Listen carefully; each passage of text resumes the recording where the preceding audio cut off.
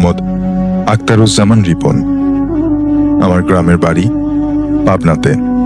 আমার সাথে ঘটনাটি গত বছর শীতের রাতে ঘটে। যাই হোক, মূল ঘটনায় আসা যাক। ভাইয়া, আমি পড়াশোনার পাশাপাশি একটা ছোট চাকরি করতাম। আমার সেমিস্টার ফাইনাল পরীক্ষা শেষ হলে আমার বসের কাছ থেকে ছুটি নিয়ে ওই রাতে বাসের টিকিট কেটে আব্বাকে ফোন দিই এই ভেবে যে আমি বাড়ি আসছি। আব্বা জানতে চায় রাত কয়টার টিকিট কেটেছি। আমি বললাম যে রাত 10:30টার টিকিট কেটেছি। আব্বা বলে উঠল যে এত রাতে টিকিট কেটেছো কেন? অনেক রাত হবে আসতে, তবে বেশি রাত হলে বাড়ি আসার দরকার নেই। আমি যেন বাস স্ট্যান্ডেই থেকে যাই।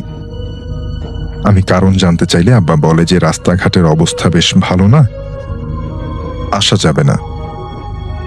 আমি বললাম যে কি আর হবে, শীতের রাত, কোথায় আর থাকবো। এই বলে আমি ফোন রেখে দিলাম।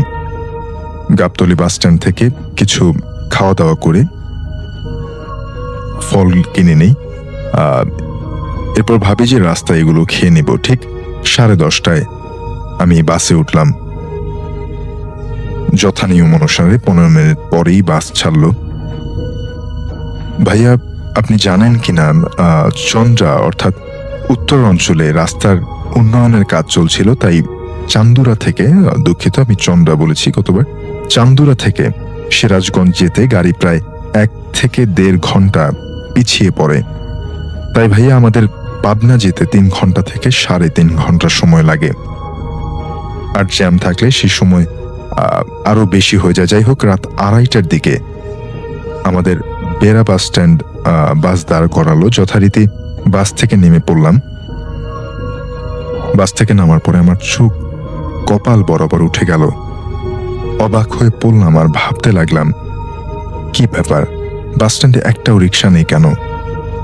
ভাই, আপনাকে বলে রাখি, আমাদের বাস স্ট্যান্ড কিন্তু সারা রাত অটো রিক্সা, সিএনজি ইত্যাদি চলাচল করে, কিন্তু সেদিন রাতে আমাদের বাস স্ট্যান্ডে একমাত্র পুলিশের গাড়ি ছাড়া আর কিছুই চোখে পড়ল না। পুলিশও গাড়ি থেকে কোথায় যেন গেছে, বলতে পারবো না। শীতের রাত, ঘন কুয়াশায় চারদিক, কিছুই দেখার উপায় নেই। কুয়াশায় একটা ফোঁটা বৃষ্টির মতো আমার গায়ের উপরে কেমন যেন পড়তে লাগলো। অল্প কিছুক্ষণ পরে আমার শরীর ঠান্ডায় জমে যেতে লাগলো, আর নিজেকে ধরে রাখতে পারছি না। কি করব বুঝে উঠতে পারলাম না।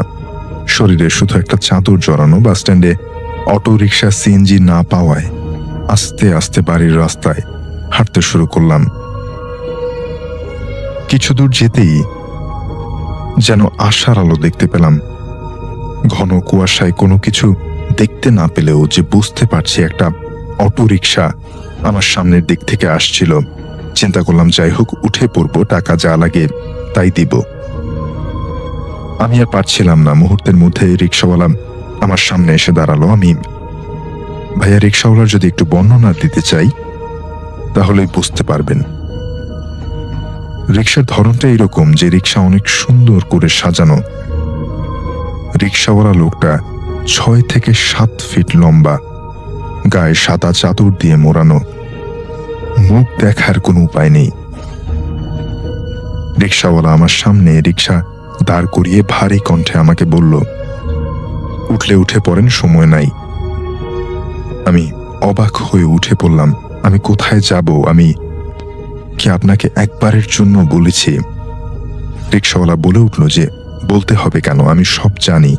কথা না বাড়িয়ে আমি রিক্সায় উঠে পড়লাম। আমি বললাম, মানেটা কি? আপনাকে রিক্সা ভাড়া কত দিব তা মিটিয়ে নিতে হবে না? আর আমি কোথায় যাব আপনি কিভাবে জানেন? একটু রেগেই বললাম। রিক্সাওয়ালা বলল যে ভাই, রাগ করবেন না ভাই, আপনার কিছুই দিতে হবে না, আপনি রিক্সায় উঠে পড়েন, যেতে হবে, অনেক রাত করে লাভ কি?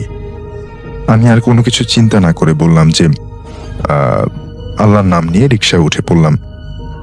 আর নিজ মনে বলতে লাগলাম, যা হবার হবে, দেখে নেওয়া যাবে, আগে তো বাড়ি যাই। তাই তখনও বুঝতে পারছি না যে আমার জন্য কি অপেক্ষা করছে। কিন্তু একটা বিষয় কি ভাইয়া, এতক্ষণ রিক্সাওয়ালার সাথে কথা বললাম, একবারের জন্য আমার মনে হয়নি রিক্সাওয়ালার মুখ কালো, একদমই দেখতে পারছি না, নাকি কিছু দূর যেতেই রিক্সাওয়ালা আমাকে বলে উঠল যে ভাই, রাস্তায় যাই হোক না কেন এদিক ওদিক তাকাবেন না, মাথা নিচু করে রাখবেন। বিশ্বাস করবেন কিনা জানি না ভাই, 2 মিনিট যেতে না যেতেই আমি দেখি একটা কবরস্থানের কাছে এলাম। কবরস্থানটা হলো আমাদের এলাকায় যেতে জগন্নাথপুর নামে একটা ছোট গ্রাম, রাস্তার সাথেই কবরস্থান। আমি অবাক হয়ে গেলাম, এত তাড়াতাড়ি এখানে চলে আসলাম কি করে। আমাদের বাস স্ট্যান্ড থেকে অটোরিকশায় করে ওই এলাকায় প্রায় 10 থেকে 15 মিনিট সময় লাগবে। কবরস্থানের কাছে গিয়ে যা দেখতে পেলাম সেটার জন্য আমি একেবারেই প্রস্তুত ছিলাম না। দেখতে পেলাম একটা কবরের উপর সাদা কাপড় পরিহিত কি যেন একটা দাঁড়িয়ে আছে, আর আমার দিকে এক পলক দৃষ্টিতে তাকিয়ে আছে আর বিকট ভাবে হেসে উঠল। কবরস্থান পার হতেই চিকন সুরে বলে উঠল, যা, তোর ভাগ্য ভালো, বেঁচে গেলি। আমার বোঝার আর কোনো কিছুই বাকি রইল না কি হতে পারে। এসব দেখার শোনার পর আমার শরীরে প্রতিটা লোম দাঁড়িয়ে গিয়েছিল, মুখের ভাষা হারিয়ে ফেলেছি। কিছু সময় মুখ থেকে কোনো কথা বের হচ্ছিল না। ভাই একটা কথা বলি, এসব ঘটনা যার সাথে ঘটে সেই বুঝতে পারে। যাই হোক, কবরস্থান পার হয়ে কিছু দূর যেতেই রিক্সাওয়ালাকে জিজ্ঞাসা করলাম, ভাই আপনি কি কিছু দেখেছিলেন? রিক্সাওয়ালা রাগান্বিত কণ্ঠে আমাকে বলে উঠল, আমি না আপনাকে বলেছি এদিক ওদিক তাকাবেন না? কথাটা কি কানে যায় নাই? আমি মুখ সরি বলে মুখ বুজে থাকি আর একটা কথাও বলিনি। এরপর যা বলবো তা বিশ্বাসযোগ্য নয়। এরপর যখন আমি মাথা তুলি, আমার বাড়ির সামনে, ওইখান থেকে আসতে প্রায় 40 মিনিট সময় লাগবে। রিক্সাওয়ালা বলে উঠল, ভাই আপনার বাড়ি চলে এসছে।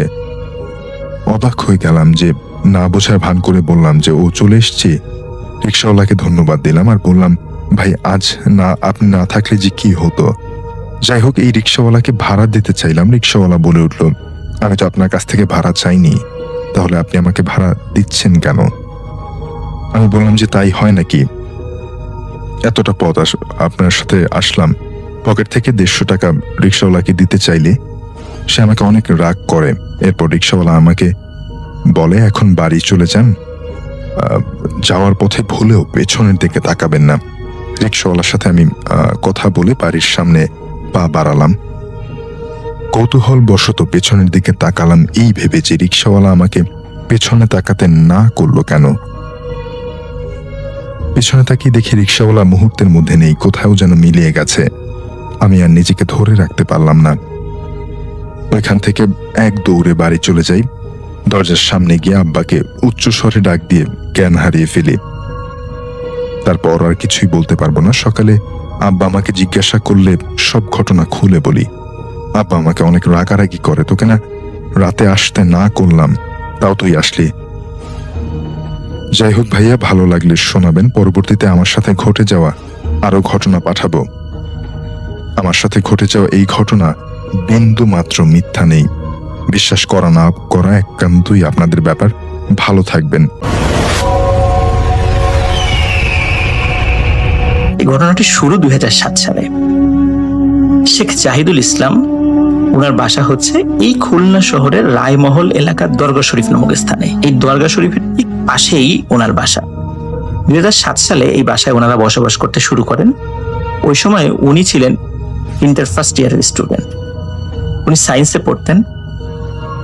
কোনো এক রাতে উনি আইনস্টাইনের থিওরি অফ রিলেটিভিটি পড়ছিলেন, আপেক্ষিক যে তত্ত্ব সেটা পড়ছিলেন। সেটা পড়ার পরে উনি সেটা নিয়ে এতটাই চিন্তামগ্ন হয়েছিলেন, ওনার আশেপাশে এমন কিছু ঘটনা ঘটে যায় উনি সেটা প্রথমে বুঝতে পারেননি। হয়তো উনি যদি সেই বিষয়গুলো প্রথম দিকে ধরতে পারতেন তাহলে খুব বেশি সমস্যা হয়তো বা হতো না পরবর্তীতে। আসুন সেই ঘটনাগুলোর দিকে আমরা চলে যাই।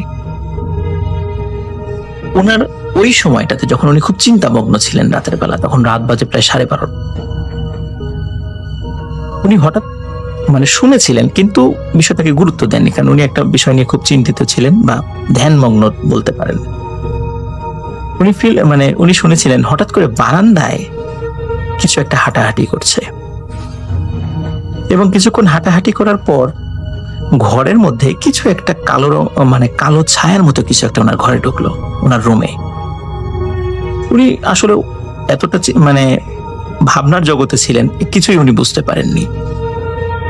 হঠাৎ উনি ফিল করলেন কে যেন তার কানের মধ্যে ফু দিচ্ছে, দীর্ঘ সময় ধরে ফু দিচ্ছে। ফার্স্টের দিকে উনি ভেবেছিলেন হয়তোবা জানালার সাইড থেকে বাতাস আসছে, কিন্তু উনি খেয়াল করলেন ওনার যেই কানটাতে মানে বাতাসটা লাগছে এবং কানের ভিতরে বাতাস পৌঁছে যাচ্ছে, সে কানটা অন্য পাশে, জানালার পাশে না, অন্য দিকে। তাহলে এই বাতাসটা বা ফুটা কোথা থেকে আসছে? এবং একদম কানের ভেতরে আমরা যদি কাউকে ফু দিই, ঠিক যেরকম সহ সহ শব্দ অনুভূত হয়, কানের ভেতরে একদম পর্দায় গিয়ে যেটা মানে আঘাত লাগে, ঠিক সেমন মনে হচ্ছিল। উনি তখন চিন্তা করেন হয়তোবা একটা বিষয় নিয়ে দীর্ঘক্ষণ ধরে ভাবছেন, এই কারণে কোনো কারণে ওনার হয়তোবা হ্যালুসিনেশন বা এই টাইপের কোনো একটা মানে ফিলিংস তার মনে হয়েছে। এটা আসলে কিছু না, জাস্ট এতটুকু উনি মনে করেছেন। এই দিনের মতো ঘটনা এখানেই শেষ। এই ঘটনা 2 দিন পরে ছিল শবে বরাত, আর শবে বরাতের 2 দিন পরে ঘটে যায় আরেকটি ভয়ঙ্কর ঘটনা। শবে বরাতের ঠিক 2 দিন পরে উনি রাতের বেলা খাওয়া দাওয়া করে আরেকটু স্টাডি করে 12:30টার দিকে শুয়ে পড়েছেন। উনি সকালে উঠতেন, উঠে ফজরের নামাজ পড়তেন, এজন্য খুব বেশি রাতে উনি ঘুমাতেন না। উনি যখন 12:30টার দিকে শুয়ে পড়েছেন, মাত্র লাইট বন্ধ করে ডিম লাইটটা অন করে জাস্ট কেবল শুয়েছেন আর কি, শোবার সাথে সাথে হঠাৎ করে ওনার মনে হলো যে জানালা দিয়ে একটা বাতাস ঢুকলো। বাতাসে ওনার আনালার মানে যে আলনা ছিল, এই আলনার কাপড়গুলো একটু দুলে উঠলো এবং এই বাতাসটি হঠাৎ করে ধবাস করে ওনার বুকের উপরে এসে লাগলো এবং এমন ভারী মনে হচ্ছে ওনার বুকের উপরে কয়েক মণ ওজনের কোন একটি বোঝা চাপিয়ে দেওয়া হয়েছে। এবং এই হঠাৎ করে এরকম ভারী চাপ উনি অনুভূত হয়ে এমন জোরে একটা চিৎকার করেছেন, ওনার বাড়ির সকল সদস্য তো ওনার রুমে চলে এসেছে। শুধু তাই নয়, পাশে যে দরগা শরীফ ছিল, যে দরগা শরীফের কয়েকজন লোকও সেখানে চলে এসেছে, যে কি হয়েছে, এত জোরে চিৎকার কেন। সবাইকে উনি ঘটনাটি বলেন। যখনই লোকজন চলে এসেছে, সেই বুকের উপর থেকে সেই বোঝাটিও সরে গিয়েছে। উনি সবাইকে ঘটনাটি বলেন যে এই ঘটনা, সবাই বলে হয়তোবা তোমার বোবায় ধরেছিল। তখন উনি বলেন যে আমি তো ঘুমাই নাই, ঘুমালে নয় বোবায় ধরবে, কিন্তু আমি তো মাত্র শুয়েছি, তাহলে এই বোবায় ধরলো কিভাবে? সকালে বলেন যে তোমার হয়তো মনের ভুল হয়েছে বা ঘুমিয়ে গিয়েছিলে, তুমি টের পাও নাই, এরকম মনে হয়েছে। বলে যে বোবায় ধরলে এমনই মনে হয়। কিন্তু উনি কিছুতেই বোঝাতে পারছিলেন না যে উনি মাত্রই লাইটটা অফ করে কেবল বিছানায় ওনার শরীরটাকে মানে এলিয়ে দিয়েছেন। ঘুম তো আরো পরের কথা। তো যাই হোক, প্রথম দিন যে ঘটনাটি ঘটেছিল, যে কানে ফু দেওয়ার বিষয়টা, উনি ওনার পরিবারের সদস্যদেরকে ওইভাবে শেয়ার করেননি, উনি নিজের জাস্ট হ্যালুসিনেশন মনে করেছিলেন। দ্বিতীয় ঘটনা যখন পরিবারের সদস্যরা জানলেন, পরিবারের সদস্যরা তখনও ওইভাবে গুরুত্ব দেয়নি। এরপর থেকে প্রতিদিন এক ধরনের একটি সমস্যা উনি ফিল করেন। সেটা হচ্ছে উনি যখন রাত্রে ঘুমিয়ে থাকেন, ঘুমানোর পরে গভীর রাত্রে উনি ফিল করেন যে ওনার ঘুম ভেঙে গেল, এবং ঘুম ভাঙার পরে ওনার মনে হয় যে কোনো একজন মানুষ ওনার 2 পায়ের বৃদ্ধাঙ্গুলি ধরে টানা হেঁচড়া করছে এবং ওনাকে আস্তে আস্তে বিছানা থেকে মানে নিচে ফেলে দিচ্ছে বা টেনে বিছানা থেকে সরিয়ে ফেলছে, এমন মনে হয়। এবং উনি খেয়াল করেন ওনার মাথার নিচে বালিশ যেখানে ছিল, সে বালিশ সেখানে, বালিশের জায়গায় আছে, উনি সরে গেছেন অন্যদিকে, মানে উনি নিচ দিকে চলে আসছেন। এখন উনি চিন্তা করেন এটা তো হতেই পারে, কিন্তু এটা যখন প্রতিনিয়ত হচ্ছিল, যেমন উনি শুয়ে আছেন, ওনার শরীরের উপর চাদর ছিল, সেই চাদরটি বিছানার নিচে পড়ে আছে বা ফ্লোরে পড়ে আছে, এটাও হতে পারে ফ্যানের বাতাসে বা যে কোনো কারণে সেটা হতে পারে। উনি ফার্স্টের দিকে এটা মনে করেছিলেন। কিন্তু এই যে ওনার 2 পায়ের বৃদ্ধাঙ্গুলিতে রাতের বেলা যে কোনো দুটো হাত ওনার 2 পায়ের বৃদ্ধাঙ্গুলি ধরতো, ধরে এই বৃদ্ধাঙ্গুলি টানাটানি করতো এবং এই কারণে ঘুম ভেঙে যেত, এটা একটা প্রতিনিয়ত একটা ব্যাপার ছিল। এবং উনি যতক্ষণ রুমের লাইট জ্বালানো থাকতো ততক্ষণ পর্যন্ত উনি কিছুই দেখতেন না। তো একদিন বিরক্ত হয়ে উনি লাইটটা জ্বালান। লাইটটা জ্বালানোর পরে আশেপাশে মানে খোঁজার চেষ্টা করেন, কি ব্যাপার, কি বিছানার নিচে খোঁজার চেষ্টা করেন, উনি কাউকে দেখেন না। পরে আবার লাইটটা বন্ধ করে দেন। লাইটটা বন্ধ করার পর উনি আবারও ফিল করেন হঠাৎ করে ওনার বুকের উপরে ধপাস করে কিছু একটা বসে পড়েছে। তখন কিন্তু উনি যেহেতু ঘুম থেকে একবার উঠেছেন, আবার শুয়েছেন, তখন উনি আবার আয়াতুল কুরসি পড়া শুরু করেন। তখন তো উনি সেন্সে আসেন, হয়তো ঘুমায় যাননি। তখন আস্তে করে বুকের উপর দিকে ওটা সরে যায় এবং মনে হলো একটি ছায়ামূর্তি আবার ওনার বারান্দার দিকে চলে গেল এবং বিদঘুটে একটি হাসি, একটি নারী কণ্ঠের একটি হাসি হেসে চলে গেল। এই ঘটনার সাথে সাথে আরেকটি ঘটনা ওনার বাসায় ঘটতে থাকে। সেটা হচ্ছে ঠিক রাত 12টার পরে, মানে মিড নাইটের পরে ওনার বাসার চালের উপরে হঠাৎ করে ধপাস করে একটা শব্দ হয় এবং চালের উপর দিয়ে কিছু হাঁটাহাঁটি করে। ওনারা শুরুর দিকে মনে করেছেন বিড়াল বা অন্য কিছু হতে পারে, কিন্তু এই জাহিদুল ইসলাম ভাই উনি স্পষ্টভাবে বুঝতে পারতেন এই কিছুক্ষণ হাঁটাহাঁটি করার পরে ওনার যে বারান্দা, এই বারান্দার কাছে এসে কিছু একটা জিনিস ধাপ করে নিচে নামতো। এই ধাপ করে নিচে নেমে একটি ছায়ামূর্তি ওনার ঘরের মধ্যে ঢুকতো। ঢুকে হাঁটাহাঁটি করতো, এই রুম থেকে ওই রুম, ওই রুম থেকে ওই রুম, এইভাবে হাঁটাহাঁটি করতো। এই ঘটনাটি শুধু উনিই দেখতেন, ওনার পরিবারের অন্য কোনো সদস্যরা দেখতো না। যার কারণে পরিবারের সদস্যরা ওনাকে দীর্ঘদিন ধরে ওনাকে বলেছিলেন এটা ওনার মনের ভুল। কিন্তু উনি কিছুতেই অন্য সদস্যদেরকে বোঝাতে পারতেন না যে এটা আসলে উনি সেটা দেখছেন। ওনাকে ডাক্তারের কাছে নিয়ে যাওয়া হয়, উনি ট্রিটমেন্ট করেন, কিন্তু তাতেই অবস্থার কোনো উন্নয়ন হয় না। এখন ওনার বাবা ডিসিশন নেন যে এই টিনের চালের এই বিষয়, এই আদার্স যে বিষয়, তাহলে একটা কাজ করি, বাসার কিছু কাজ তো অসমাপ্ত আছে, উপরে তো ছাদ দেই নাই, টিন শেড করে রেখেছি, তাহলে ছাদ দিয়ে দোতলাটা কমপ্লিট করে ফেলি। তো যার কারণে ওনারা কি করেছেন, ওই বাসাটা 6 মাসের জন্য ছেড়ে দিয়ে পাশে একটি বাসায় ভাড়া নিয়ে ওঠেন এবং বাড়ির কাজ সম্পন্ন করে 6 মাস পরে আবার এই বাসায় চলে আসে। চলে আসার পরে অদ্ভুত একটি ব্যাপার ওনারা লক্ষ্য করতে থাকেন। সেটা হচ্ছে ওনাদের বিভিন্ন ঘরে যেই কাঁটাওয়ালা যে ঘড়িগুলো আমরা যেগুলো ব্যবহার করি, এই বিভিন্ন রুমে ঘড়ি ওনারা টানিয়ে রাখেন। কিন্তু এই ঘড়িগুলো অদ্ভুত অদ্ভুত সময় বন্ধ হয়ে যেত এবং এই ঘড়িগুলো কোনোটাই চলতো না। অদ্ভুত সময় বলতে পারেন যে মনে করুন রাত 12:30, 1:30, 2:30, 3টা, 3:30 এমন, এই সময় ঘড়ি বন্ধ হয়ে যেত। এবং এই ঘড়িগুলো, কাঁটাওয়ালা ঘড়িগুলো ওনাদের বাসায় স্টিল নাও আজ পর্যন্ত কোনো কাঁটাওয়ালা ঘড়ি সেটা টেকে না, নষ্ট হয়ে যায়। তো কাঁটাওয়ালা ঘড়ি যখন টিকছিল না, তখন ওনারা ডিজিটাল ঘড়ি ব্যবহার করা শুরু করেন। এবং ডিজিটাল ঘড়িতেও যে সমস্যা দেখা দেয় সেটা হচ্ছে সেখানে সময় উল্টাপাল্টা না দেখালেও ব্যাটারিটা ডাউন হয়ে যায়। ব্যাটারিটাও সেখানে বেশি দিন টেকে না, কয়েকদিনের মধ্যে সেটা নষ্ট হয়ে যায়। এবং লিসেনার্স, আপনারা আর একটা জিনিস শুনলে অবাক হবেন, ওনার যে ডেস্কটপ রয়েছে বা কম্পিউটার, এই কম্পিউটারের ভেতরেও কিন্তু ঘড়ির এক ধরনের একটা ব্যাটারি থাকে। ওনার সেই ঘড়ির ব্যাটারি পর্যন্ত নষ্ট হয়ে যায়। আজ পর্যন্ত ওনার বাসায় কাঁটাওয়ালা ঘড়ি তো টেকে তো নাই, ডিজিটাল ঘড়ির ব্যাটারিগুলোও নষ্ট হয়ে যায়। এবং ওনার বাড়ির সবাই দুরারোগ্য ব্যাধিতে আক্রান্ত। কয়েক বছর আগে ওনার বাবা একটা দুরারোগ্য ব্যাধিতে ভুগে ইন্তেকাল করেছেন এবং ওনার পরিবারের প্রায় প্রত্যেকটা সদস্য বিভিন্ন দুরারোগ্য ব্যাধিতে আক্রান্ত। ওনারা চেষ্টা করেছিলেন অন্য জায়গায় শিফট করার জন্য, কিন্তু সেটাও পারেননি। বিভিন্ন হুজুরদেরকে ডেকে নিয়ে আসা হয়েছিল যে আসলে এখানে সমস্যাটা কি, কেউ এই সমস্যাটা সলভ করতে পারেননি। এখন তাহলে এখানে কেন এমনটা হচ্ছে, এই বাসায় কেন এই সমস্যা? তখন ওই হুজুররা বলেছিলেন শত শত বছর আগে এই জায়গাতে মনসা দেবীর একটি মন্দির ছিল এবং কালের বিবর্তনে মন্দিরটা ধ্বংস হয়ে গেছে। কিন্তু এইখানে যদি কোনো স্থাপনা তৈরি করা হয় তাহলে ওই মন্দিরের যে সমস্ত জিনেরা ছিল ওরা তো এখনো জীবিত আছে, ওরা এরকম ডিস্টার্ব করে এবং এরা এতটা শক্তিশালী যে এদেরকে আসলে এখান থেকে হটিয়ে দেওয়ার কোনো উপায় নেই, এরা এখানে থাকবেই। কিন্তু ওনারা যেহেতু রেগুলার সালাত আদায় করেন, ধার্মিক পরিবার। এই জন্য ওনাদেরকে ওইভাবে ক্ষতি করতে না পারলেও ওনারা ওই পরিবারের সকলেই কিন্তু অসুস্থ। জাহিদুল ইসলাম ভাই উনি নিজেও কিন্তু শারীরিকভাবে সুস্থ নন।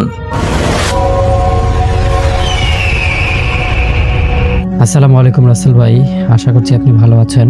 তো রাসেল ভাই, আজকে আমি আপনাকে যেই ঘটনাটি শেয়ার করছি সেই ঘটনাটা একটা বর্ষাকালের ঘটনা। বর্তমান যেরকম বর্ষার সময় চলতেছে, টিপ টিপ বৃষ্টি পড়ে আবার ভালো হয়ে যায়, ঠিক এইরকম সময়ের একটা ঘটনা আপনার সঙ্গে শেয়ার করছি। ঘটনাটা আমাদের এলাকার রিক্সা চালক আবুল হাসানকে নিয়ে। তো আবুল হাসান একজন খুবই ভালো মানুষ, অত্যন্ত সাহসী মানুষ এবং গ্রামের সবার উপকার তিনি করেন। কারো কোনো সমস্যা হলে সবার আগে তিনি তার রিক্সাটা নিয়ে যেতেন আর কি। তো ঘটনাটা আজকে থেকে অনেক দিন আগে, যেই সময়ে আর কি এত অটো রিক্সা, তারপর হচ্ছে ধরেন যে মানে অটো জাতীয় যে জিনিসগুলো বর্তমান সময়ে কারেন্ট দিয়ে চলতেছে সেই জিনিসগুলো কিন্তু ছিল না। তখন ছিল পায়ের রিক্সা, পায়ের ভ্যান, পা দিয়ে চালিত আর কি জিনিসগুলো তখন বেশি প্রচলিত ছিল। তো এই হাসান মানে মিয়া, তিনি ওই মানে গ্রামে বসবাস করতেন। তিনি এই যে রিক্সা চালায়া যেটা উপার্জন করতেন সেটা দিয়েই তার সংসার চলতো। তো এক রাতে তিনি মানে বাড়ি ফিরবেন, ঠিক সেই সময়ে এরকম হঠাৎ করে বৃষ্টি চলে আসে।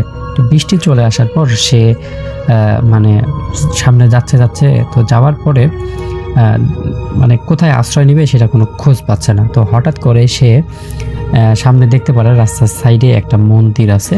তো সে কি করলো, আমি প্রথমে বলছি রাসেল ভাই, সে একটু সাহসী মানুষ। সে কোনো কিছু চিন্তা না করে রিক্সাটা ওই মন্দিরের একটু সাইডে রেখে মন্দিরের ভিতরে গিয়ে সে আশ্রয় নেয়। বৃষ্টি না থামা পর্যন্ত সে সেখানে থাকার একটা প্রতিজ্ঞাবদ্ধ হয়। তো রাসেল ভাই, প্রথমে সে মন্দিরটার ভিতরে যখন ঢোকার পর তার বেশ খানিকটা অস্বস্তি বোধ লাগছিল।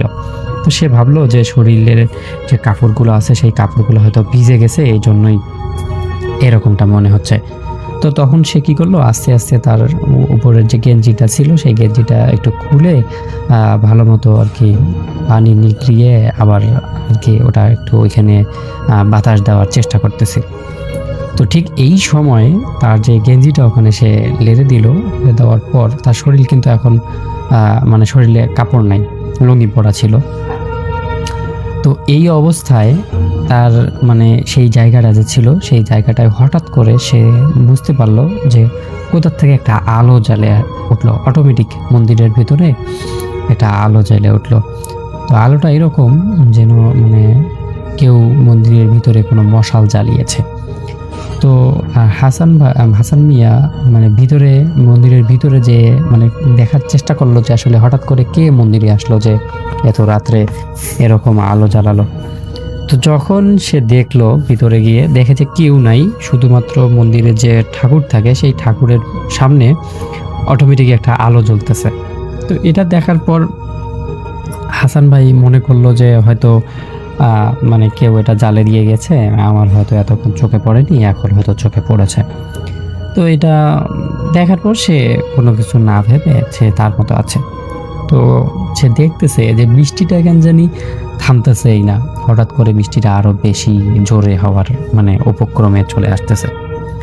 তো এবার হাসান মিয়া ভাবলো যে এখন কি করবে, সে এত রাত হয়ে যাচ্ছে, বাড়ি ফিরবে তো বাড়ি ফিরবে না, এই সব কিছু টেনশন করতে করতে সে আসলে সেখানে বসে একটা ঘুমের আভাব তার চোখে চলে আসে।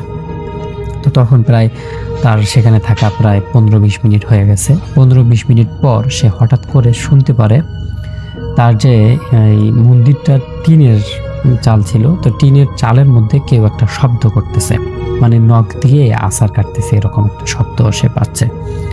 তো এই শব্দ পাওয়ার পর সে একটু ঘাবড়ে যায়, কি হঠাৎ করে এটা কি শব্দ শুরু হলো। এমনিতেই বৃষ্টির মধ্যে মানে টিনের চালে যে বৃষ্টি পড়তেছে তার একটা শব্দ, কিন্তু এক্সট্রাভাবে একটা শব্দ সে শুনতে পাচ্ছে, সেটা হচ্ছে ওই টিনের কেউ নখ দিয়ে আঁচড় কাটতেছে। তো তখন আর কি মানে হাসান মিয়া ভাবলো যে হয়তো টিনের চালে কোনো বাঁশ বা কোনো কিছু আটকে আছে। তো এগুলো ভাবতে ভাবতে সে এগুলো কোনো কিছু তোয়াক্কা না করে সে তার মতো মানে আছে আর কি, বসে অপেক্ষা করতেছে কখন বৃষ্টি থামে। তার একটু পরে সে হঠাৎ করে মন্দিরের পিছন থেকে একটা গোঙানি শব্দ শুনতে পারল। কোনো একটা মানুষের গোঙানি শব্দ, এমন একটা করুণ গোঙানি যেন কেউ একজন খুব বেশি আক্রান্ত হয়ে পড়ে আছে এই টাইপের। তো সে বেশ খানিকটা ঘাবড়ে গেল, কিরে আমি তো এতক্ষণ একাই ছিলাম, এখন আবার হঠাৎ করে এখানে কে আসলো। তো তার যে হারিকেন ছিল, সেই হারিকেনের মধ্যে একটা তার যে রিক্সাটা ছিল, সেই রিক্সাটার মধ্যে একটা হারিকেন লাগা থাকে। তো রাসেল ভাই, আগে তো এরকম টর্চ লাইট বা লাইট এরকম কোনো কিছু ছিল না, আগে মানুষ কেরাসিন পুড়িয়ে আলো ব্যবহার করতো আর কি। তো যখন এরকম শব্দ আসলো, তখন সে কি করলো, তার রিক্সা থেকে হারিকেনটা খুলে হারিকেনটা নিয়ে ওই মন্দিরের পিছে গিয়ে দেখার চেষ্টা করলো যে আসলে কি। তো তখন সে সেখানে গিয়ে দেখে আসলে কিছুই নেই, কোনো কিছুই নেই। এই শব্দটা যে এতক্ষণ থেকে গোঙানি একটা শব্দ আসতেছিল, সেই শব্দটাও নেই। তো হাসান মিয়া বেশ খানিকটা অবাক হয়ে যায় যে আসলে কি শব্দ হচ্ছে, এখানে কি হচ্ছে না হচ্ছে সব কিছু মিলে সে আর কি কোনো আর চিন্তা না করে সে বলে যে আমার এখানে থাকাটা হয়তো ঠিক হচ্ছে না। তো সে তার রিক্সাটা নিয়ে ওই বৃষ্টির মধ্যেই তার মাথায় একটা ওই কি বলে পলিথিন একটা মাথার মধ্যে দিয়ে সে বেরিয়ে পড়ে আর কি। টিপ টিপ বৃষ্টি পড়তেছে, তো বৃষ্টির মধ্যে সে যাচ্ছে। তো যাওয়ার পর তার যে বাড়ির রাস্তা, সেই রাস্তার মধ্যে সে অলরেডি ঢুকে পড়েছে। ঢোকার পর সে হঠাৎ করে দেখতে পারে তার সামনে একটা বৃদ্ধ, সাদা কাপড় পরা বৃদ্ধ, মহিলা না পুরুষ সে প্রথমে বুঝতে পারতেছে না, রাস্তার মধ্যে রাস্তার একটা সাইডে বসে কাঁপতেছে আর কি, বৃষ্টির মধ্যে ভিজে ভিজে কাঁপতেছে। তো এটা দেখার পর হাসান মিয়া বেশ খানিকটা অবাক হয়ে গেল। আর রাসেল ভাই, আমি আপনাকে প্রথমে বলেছি যে সে অনেক দয়ালু মানুষ, মানুষের সাহায্য করে। তো এটা দেখার পর ওই যে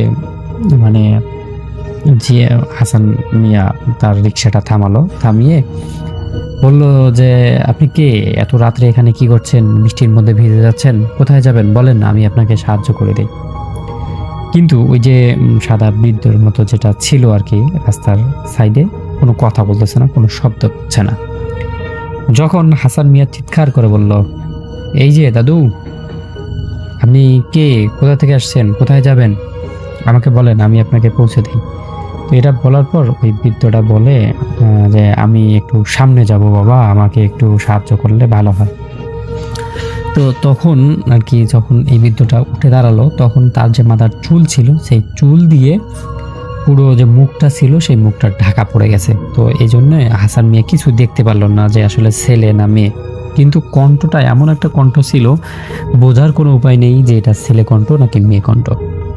তারপর সেই যে যেটাই ছিল আর কি, সেটা তার রিক্সার পিছনে উঠে বসে। তখন হাসান মিয়া রিক্সা চালানো শুরু করে। তো রিক্সা চালাতে চালাতে কিছুক্ষণ যাওয়ার পর তার রিক্সাটা অস্বাভাবিকভাবে ভারী মনে হচ্ছে। তো তখন আর কি হাসান মিয়া বলে যে হয়তো রাস্তাটা ভিজা, রাস্তার মধ্যে কাদো জমে গেছে, এই জন্য অনেক ভারী লাগতেছে। তো তার কিছুক্ষণ যাওয়ার পর হাসান মিয়া পিছনের যে লোক ছিল তাকে বলে যে আপনি কোথায় যাবেন। তখন কিছু বলে না, তখন আবার চিৎকার করে বলে যে আপনি কোথায় যাবেন, আপনাকে কোথায় নামাবো। তখন সেই লোকটা উত্তর দেয় যে আমি সামনেই নামবো।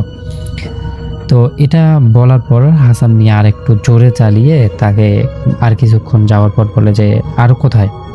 তখন পিছন থেকে কোনো শব্দ তিনি শুনতে পারেন না, চিৎকার করে বলে যে আপনি কোথায় নামবেন বলেন, কিন্তু তারপরও কোনো শব্দ শুনতে পারে না। তো যখন হাসান মিয়া পিছনে ফিরে তাকালো, ঠিক তখনই দেখলো যে আসলে তার রিক্সায় কেউ নেই, কোনো কিছুই নেই। হাসান মিয়া বেশ খানিকটা অবাক হয়ে গেল যে আসলে কি একটা লোককে তো তুললাম, সেই লোকটা এখন আবার নাই, এটা কেমনে সম্ভব, কিভাবে, কোথায় গেল লোকটা। তো হাসান মিয়া তার রিক্সা থেকে নেমে তার যে হেরিকেনটা ছিল সেই হেরিকেনটা নিয়ে আশেপাশে দেখা শুরু করলো। ঠিক তখনই সে দেখতে পারলো রাস্তার সাইডে একটা ওই যে কবর, ওই যে বৃদ্ধ লোকটা যে ছিল সেই কবরটা খুঁড়তেছে। তো এটা দেখে হাসান মিয়া এত বেশি ভয় পায় যে তার সেখানে করার কিছুই থাকে না। সে সেখান থেকে চলে যাবে নাকি বৃদ্ধটাকে আটকাবে, এই দুই দণ্ডের মধ্যে সে তার মাথা ঘোরা উপক্রম হচ্ছে। ঠিক তখনই সেই যে বৃদ্ধটা ছিল, সেই বৃদ্ধটা হাসানের সামনে চলে আসতেছে। মানে এমনভাবে আসতেছে মনে হচ্ছে যে তার কোনো পা নেই, সে হাওয়ায় ভেসে ভেসে আসতেছে। তখন হাসান মিয়া বুঝতে পারতেছে যে আসলে এটা জিন বুদের কোনো কারবার হবে। তখন সে তার যে সূরা কেরাতগুলো জানা ছিল সেই সূরা পড়তে থাকে। তো একটা সময় সেই যে সাদা অবয়বটা ছিল সেই অবয়বটা মানে বাতাসে তার যে মুখের সামনে চুলগুলো ছিল সেই চুলগুলো সরে যায়, এবং এই সরে যাওয়ার পর তার চেহারা দেখে হাসান মিয়া যেটা বলে আর কি, তার চেহারার মধ্যে এমন একটা বিশ্রী একটা চেহারা, যার চোখ নেই, মানে মুখের অংশের যে কোস্তগুলো ছিল সেই কোস্তগুলো খসে খসে পড়ে গেছে, মনে হচ্ছে শুধু হাড়গুলো দেখা যাচ্ছে। আর চোখের যে কালো মণিটা ছিল সে মণি নেই, চোখগুলো তুলে ফেলা, মানে কঙ্কাল যেরকম তার থেকেও বিশ্রী একটা অবস্থা। তো এইটা দেখে হাসান মিয়া মানে আর তার নিজেকে কন্ট্রোল করতে পারে না, তার হাত থেকে যে হেরিকেনটা থাকে সেই হেরিকেনটা পড়ে যায় এবং সে সেখানেই অজ্ঞান হয়ে পড়ে থাকে আর কি। পরদিন সকালে যখন তার এলাকার লোক সেই রাস্তা দিয়ে যাবে তো তখনই দেখতে পারে যে হাসান মিয়া সেখানে অজ্ঞান অবস্থায় পড়ে আছে। তখন তাকে বাড়ি নিয়ে এসে জ্ঞান ফেরানো হয়। জ্ঞান ফেরার পর হাসান মিয়া গত রাতের ঘটনা সবাইকে খুলে বলে। তার কিছুক্ষণ পর হাসান মিয়ার এত বেশি জ্বর আসে, প্রচণ্ড রকমের জ্বর। ডক্টরের চিকিৎসা নেওয়া হয় কিন্তু কোনো চিকিৎসায় ফল আসতেছে না। তারপর একজন মুরব্বী তাকে বলে যে তোমার একজন কবিরাজকে দেখা উচিত। তারপর তাকে নিয়ে যাওয়া হয় একজন কবিরাজ কাছে। কবিরাজের নাম হচ্ছে মন্টু কবিরাজ। এই মন্টু কবিরাজ তাকে বলে যে আসলে তুমি তো ভুল করে ফেলেছ, তুমি তোমার পিছনে আসলে কেউ ছিল না, তোমার সামনে চলে আসা দরকার ছিল। তোমার পিছনে ঘুরে যখন তুমি পিছনে ঘুরেছ তখন ওই জিনটার কাজে আসলে বিঘাত ঘটেছে, এজন্য তোমার উপর সে আক্রমণ করেছে। যাই হোক, চিন্তার কোনো কারণ নেই, আমি ঝাড়ফুঁক করে দিচ্ছি এবং এই যে তাবিজটা আছে এই তাবিজটা তোমাকে দিচ্ছি, এই তাবিজটা তোমার সাথে রাখবা, আশা করি তোমার কোনো সমস্যা হবে না। তো রাসেল ভাই এই তাবিজ নেওয়ার পর থেকে ওই হাসান মিয়ার আর কোনো সমস্যা হয়নি। তো এই ঘটনাটা আজ থেকে প্রায় 10-12 বছর আগের একটা ঘটনা। তো রাসেল ভাই ঘটনাটা আমি আমার বড় চাচার মুখ থেকে শুনেছিলাম। আশা করছি ঘটনাটা ভালো লাগবে। আল্লাহ হাফেজ।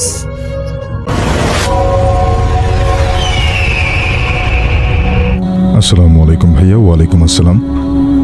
আমি ফারজানুর রহমান, খুলনা থেকে। আমি আমার আম্মু এবং আব্বুর সাথে ঘটে যাওয়া একটা ঘটনা শেয়ার করব। ঘটনাটা ঘটে 2013 সালে। তখন আমি ক্লাস 6-এ পড়ি। আমাদের নিজের বাড়ি নতুন করে করার জন্য আমরা একটা ভাড়া বাসায় উঠি। প্রথমে বাসাটার একটু বর্ণনা দিয়ে নিই। বাসাটার বেডরুম ছিল 3টা, বিশাল এল আকৃতির বারান্দা, বাসায় বড় রান্নাঘর আর ওয়াশরুম। যে কোনো মানুষের পছন্দ হবে এমন একটা বাসা। যাই হোক, ঘটনায় আসি। আমরা মার্চ মাসে উঠি ওখানে। ঘটনা শুরু হয় তার 1 মাস পর থেকে। আর প্রথম আমার আম্মুর সাথে ঘটে ঘটনা। ওই দিন আব্বু তার ব্যবসার কাজের জন্য বাসায় আসতে দেরি করে রাত 12:30 থেকে 1টা এমন সময়। রাত 11টার সময় আমি ঘুমিয়ে যাই। আম্মু তার কাজ শেষ করে আমার পাশে শুতে আসে। তখনই আমাদের ঘরের দরজা নিজে নিজে বন্ধ হয় এবং খুব জোরে একটা শব্দ করে। আম্মু চোখ খোলার চেষ্টা করলে তার চোখের পাতা কিছু একটা কারণে খুলতে পারছিলেন না, কিন্তু সে শুনতে পাচ্ছিলেন কোনো মানুষ পা ঘষে হাঁটলে যেমনটা শব্দ হয় তেমন শব্দ হচ্ছে, কিন্তু সে কিছুতেই চোখ মেলতে পারছে না। কিছু একটা টেনে ধরেছে এমন। হঠাৎ করে আমার রুমের দরজা নিজে নিজেই খুলে যায় এবং বিকট শব্দ করে আম্মু চোখ মেলতে সক্ষম হয়। সে দেখে তার পায়ের কাছে একটা 19-20 বছরের মেয়ে দাঁড়ানো। সে দূর থেকেই কিভাবে যেন আম্মুর গলা টিপে ধরে। ঠিক ওই সময় আব্বু এসে দরজার লক খুলে আর ওটা গায়েব হয়ে যায়। আম্মুর সামনে থেকে ওটা চলে যায় আর আব্বু দেখে যে একটা ছায়া দৌড়ে বারান্দা থেকে লাফ দিচ্ছে। দুজনেই মনে করে যে তাদের মনের ভুল, কেউ কাউকে বলে না এই ঘটনাটা। তো এমন চলতে থাকে 1 সপ্তাহ। তারা নিজ নিজভাবে ভয় পায়, অর্থাৎ তারা কেউ কাউকে তাদের সাথে তারা যেটা দেখতো সেটা শেয়ার করতো না। শেষ পর্যন্ত না পেরে আব্বু বাসায় হুজুর আনেন ঘর বাঁধাতে। ওদিন রাতে আমরা সবাই ঘুম, হঠাৎ টিভির রুম থেকে টিভির শব্দ হচ্ছে, ফ্যান চলছে এমন শব্দ হচ্ছে, আর বলের শব্দ হচ্ছে। আম্মু মনে করেছে যে আব্বু ভুল করে টিভি অন করে ঘুমোতে গেছে। আম্মু উঠে টিভির রুমের দরজার দিকে যেতেই ওই রুমের দরজাটা ঠাস করে খুলে যায় আর সব কিছু অফ হয়ে যায়, অর্থাৎ টিভি এবং ফ্যান, আরও যে শব্দ হচ্ছিল, সেখানে একটা বলের শব্দ হচ্ছিল, সব কিছু অফ হয়ে যায় এবং দরজাটাও আপনা আপনি খুলে যায়। আম্মু তখন শুনছে তার একটা মেয়ের কণ্ঠে তাকে কেউ বলছে, তোরা যদি আমার ক্ষতি করিস আমি তোর মেয়ের ক্ষতি করব। আর সাথে সাথেই দরজাটা বন্ধ হয়ে যায়। তারপর দিন দুপুরে আমরা খেতে বসেছি। ফ্যান খুলে আমার মাথার উপরে পড়তে গিয়েছিল, অল্পের জন্য পড়েনি। এমন চলতে থাকে। রাতে আম্মু আব্বু কেউ ঘুমাতে পারত না, হুটহাট গলা টিপে ধরত, সারা রাত ধরে বারান্দাতে হাঁটত। এমন অবস্থা হয়ে গিয়েছিল যে আম্মু দেখত আম্মু যেই কাজই করছে ওই মেয়েটা আম্মুর পাশে তাকে অনুকরণ করছে, অর্থাৎ তিনি যেই কাজই করতেন সেই 19-20 বছর বয়সী মেয়ের মতো দেখতে অশরীরীটা সেটা অনুকরণ করছে। আপনি যা যা করছেন তাই করছে। এর মধ্যে আমাদের বিভিন্নভাবে ক্ষতি হয়, যেমন আমরা প্রায় অসুস্থ থাকতাম, আব্বুর ব্যবসায় লস হয় ইত্যাদি। এমন চলতে থাকে। আম্মুকে ক্ষতি করার, এমনকি মেরে ফেলার অনেক চেষ্টা করে, কিন্তু কোনো না কোনোভাবে সফল হয় না। এমনই একদিন সকাল 9টা আম্মু আমাকে ব্যাস থেকে বাসায় নিয়ে আসছে। আমি আমার রুমে বোরখা পাল্টাচ্ছি আর আম্মু তার রুমে চেঞ্জ করছে। আব্বু টিভির রুমে তার কর্মস্থলে যাওয়ার জন্য প্রস্তুতি নিচ্ছিলেন। হঠাৎ কিছু একটা পড়ে যাওয়ার শব্দে আমার আম্মুর রুমে যাই। আমরা দুজনেই গিয়ে দেখি আম্মু মাটিতে সেন্সলেস অবস্থায় পড়ে আছে। তার বাম গালে একটা চরের দাগ আর রক্তে ভেসে যাচ্ছে। আম্মুর ট্রিটমেন্ট করা হয় আর প্রায় 7টা সেলাই লাগে এবং আম্মুকে জিজ্ঞাসা করলে সে বলে তাকে সামনে থেকে কিছু একটা ধাক্কা মারে। আমরা তারপর অতি দ্রুত বাসাটা পরিবর্তন করি। এবার আমার কথা বলি, আমি কিছুই দেখতাম না, কিন্তু অনুভব করতাম যে কিছু একটা আছে। আমরা 8 মাস ছিলাম ওই সময়টাতে। আমাদের জীবনে অনেক ঘটনা ঘটে গিয়েছে, অনেক কিছু হারিয়েছি আমরা।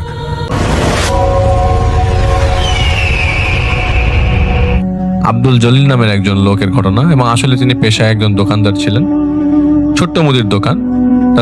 তার বাসা ছিল মগবাজার রেল ক্রসিং এর সাথেই। তার বাসায় যেতে হলে রিক্সা দিয়ে একটু আগে নেমে রেল লাইনের উপর দিয়ে গেলে তাড়াতাড়ি হয়, না হলে অনেক ঘুরতে হয়। মানে সে যখন তার দোকান ক্লোজ করে আসে তখন ওই পথ ধরেই আসেন। বছরের মাঝামাঝি সময় জুলাই কিংবা অগস্ট হবে, এবং এটা ঘটনা ছিল 1994 সালে। তিনি দোকান বন্ধ করে বাসায় ফিরছেন। রাত তখন 12টার কাছাকাছি। বাসের জন্য দাঁড়িয়ে ওয়েট করছেন। একটা বাস আসলো এবং তিনি উঠে পড়লেন। রেল লাইনের আগে তাকে নামিয়ে দেওয়া হয়। তিনি তখন রেল লাইন ধরবেন। অন্ধকার হয়ে গেছে তখন। অ্যাকচুয়ালি সময়টাতে রাত 10টা বাজলেই ঢাকা শহর মোটামুটি অন্ধকার হয়ে যেত। তিনি রেল লাইনের উপর দিয়ে হেঁটে হেঁটে আসছিলেন। এমন সময় তিনি ট্রেনের শব্দ পান। তার সামনেই তিনি কিছু দেখলেন না। হঠাৎ একটা ট্রেন তার সামনে হাজির। আউট অফ নোওয়্যার এই ট্রেন কোথা থেকে আসলো আর আসছে এত তাড়াতাড়ি তার চোখের পলকে, এবং তার সামনে এসে থামলো। তার বাসা রেল লাইনের সাথেই। ট্রেন তো তার কাছে মামুলি ব্যাপার। এখনো অনেক মানুষ আছে যারা উৎসুক ট্রেন দেখার জন্য। সিগন্যালে থামলেই দেখা যায় অন্য সব বাদ দিয়ে ট্রেনের যাওয়া দেখছে। এবং সেই লোকটি এই ট্রেনের সাইজ আসলে বর্ণনা করতে পারলেন না। তার ভাষ্য মতে এই সাইজের কি ট্রেন হয় কিনা তিনি জানেন না। তো তিনি বলেন, আমি যখন তাকে জিজ্ঞেস করলাম যে এত বড় ট্রেন মানে, তিনি বললেন এই ট্রেন মাপা যাবে না এবং তার আন্দাজ নাই এই ট্রেনটার সাইজটা সম্পর্কে। তো ঘটনাটা একটু আজীব লাগার পরে আমি আসলে আস্তে আস্তে তার সাথে কন্টিনিউ করি, এবং এই আজীব ঘটনা ঘটে যাওয়ার পর তিনি সিদ্ধান্ত নেন যে তিনি এই রেল লাইন দিয়ে ধরে আর বাড়ি ঢুকবেন না, বাড়ি যাবেন না, আর এগোবেন না। তিনি সিদ্ধান্ত নিলেন ঘুরে যাবেন, কষ্ট করে এই দিক দিয়ে যাবেন না। তো ফিরে যাই সেই সময়, সিদ্ধান্ত পরে এখন তিনি কি করবেন, তাকে তো বাসায় যেতে হবে, এবং তিনি অর্ধেক রাস্তা তো চলে আসছেন। তার মানে হচ্ছিল তিনি ঘরে, মানে তার মনে হচ্ছিল তিনি ঘরের মধ্যে আছেন। তিনি পাশ কাটিয়ে বস্তিগুলো ঘেঁষে বাড়ির দিকে এগোতেই তার ট্রেনের জানালাগুলোর দিকে চোখ পড়ে। ট্রেন তখন থেমে আছে। তিনি দেখেন জানালা দিয়ে যাদের দেখা যাচ্ছে একই স্ট্রাকচারের কিছু মানুষ, কিছু একটা, যাদের গলা দিয়ে অনবরত রক্ত ঝরছিল, কিন্তু কারোরই চেহারা অথবা কোনো ধরনের মাথা দেখা যাচ্ছে না। স্বাস্থ্যবান মানুষ দৌড়াবে কি করে? এই দৃশ্যটাকে ওই জায়গাতেই ফিক্স করে দেয়। নামাজ যে তিনি পড়তেন না তা ঠিক না, কিন্তু তিনি যখন আল্লাহকে ডাকা শুরু করে দিলেন, আর কেউ যে তাকে ক্ষতি করছে ওই মুহূর্তে এরকমও না, কিন্তু যা তিনি দেখছেন তা তিনি সহ্য করতে পারছেন না। তিনি দেখেন তিনি আর নড়তে পারেন না, ওই জায়গাতেই পড়ে আছেন। অনেক চেষ্টা করে তার হাত পা তিনি নাড়াতে পারছেন না। তিনি কিছু কান্নার আওয়াজ পান হঠাৎ করে, হাউমাউ করে ট্রেনের ভেতর থেকে কে যেন কাঁদছে।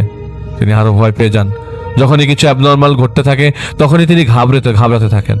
প্রথমে চুপি ছিলেন, এখন তিনি কাঁদছেন, আশেপাশের মানুষের সাহায্যের জন্য চিৎকার করছেন। তার কাছে মনে হতে লাগলো এখন তো অনেক গভীর রাত। হঠাৎ তিনি লক্ষ্য করেন ট্রেনটা ছেড়ে দিচ্ছে, এবং ভেতর থেকে হাউমাউ করে কান্না শুরু হয়ে গেল। অনেকের আহাজারি, কান্নাকাটি, ভেতর থেকে চিৎকার আসছে এমন যে আমরা যাব না, আর এত মায়াবী কান্না। ট্রেনটা যাওয়ার পরও তিনি সেখান থেকে নড়তে পারছেন না। ঠিক অসম্ভব ব্যথা তিনি হাঁটুতে অনুভব করতে লাগলেন। হাঁটতেই হয়তো পারবেন না। ওই ঘটনার ঘন্টাখানেক পর তিনি দেখলেন একজন লোক হেঁটে যাচ্ছে। তার সাহায্যে তিনি বাড়ি ফেরেন। আশ্চর্যজনক কথা যে তিনি যখন রেল লাইন দিয়ে হাঁটা দেন তখন বাজছিল প্রায় 12:20 মতো। এখন বাসায় ফেরে তিনি ঘড়ির দিকে তাকিয়ে দেখেন বাজে মাত্র 12:35। তার মানে তার সামনের এই ঘন্টার পর ঘন্টা বিবরণ কোথায় জানি হারিয়ে যাচ্ছে। তিনি ঘাবড়ে কাউকে কিছু বলতে পারছেন না। পায়ে তিনি প্রচন্ড ব্যথা পেয়েছেন। ডক্টররা ধরলেন তার হার্টের ব্লক হয়েছে। সব মিলে সব যেন বিপদের উপর দিয়ে যাচ্ছে। বাড়িতে আনা হলো, এবং কাহিনী তো সবে শুরু। বাড়িতে আনার পরের দিন তার মা মারা গেলেন। মা যে মারা গেছেন সেটির সাথে এই ঘটনার কোনো যোগসাজশ নাই। মায়ের বয়স ছিল 78, ক্যান্সারের পেশেন্ট ছিলেন। তিনি আগের থেকেই মৃত্যু পথযাত্রী। তিনি তখন বাড়িতে বিশ্রামে ছিলেন, এবং দোকান তার ছেলে সামলাতো, কারণ দোকানে যাওয়ার মতো শক্তি ছিল না তার একদমই। যে ট্রেনের শব্দ তার একদিনের অভ্যাস ছিল, এখন প্রতিদিনই রাত হোক আর দিন হোক ট্রেনের শব্দ পেলে তিনি আটকে ওঠেন। কাউকে ঘটনাটা কিভাবে বলবেন তিনি? কাউকে ঘটনা তিনি বলতে পারেননি।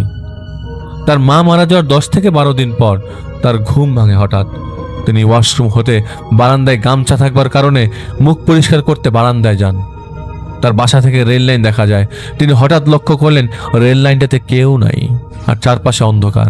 আগের মতো হঠাৎ করে আবারও সেই ট্রেনটা তার সামনে হাজির হয়। এমন না যে ট্রেনটা আগে ছিল। তিনি বারান্দায় যাওয়ার পরই ট্রেনটা রেল লাইন ধরে আচমকা তার সামনে হাজির হয়ে যায়।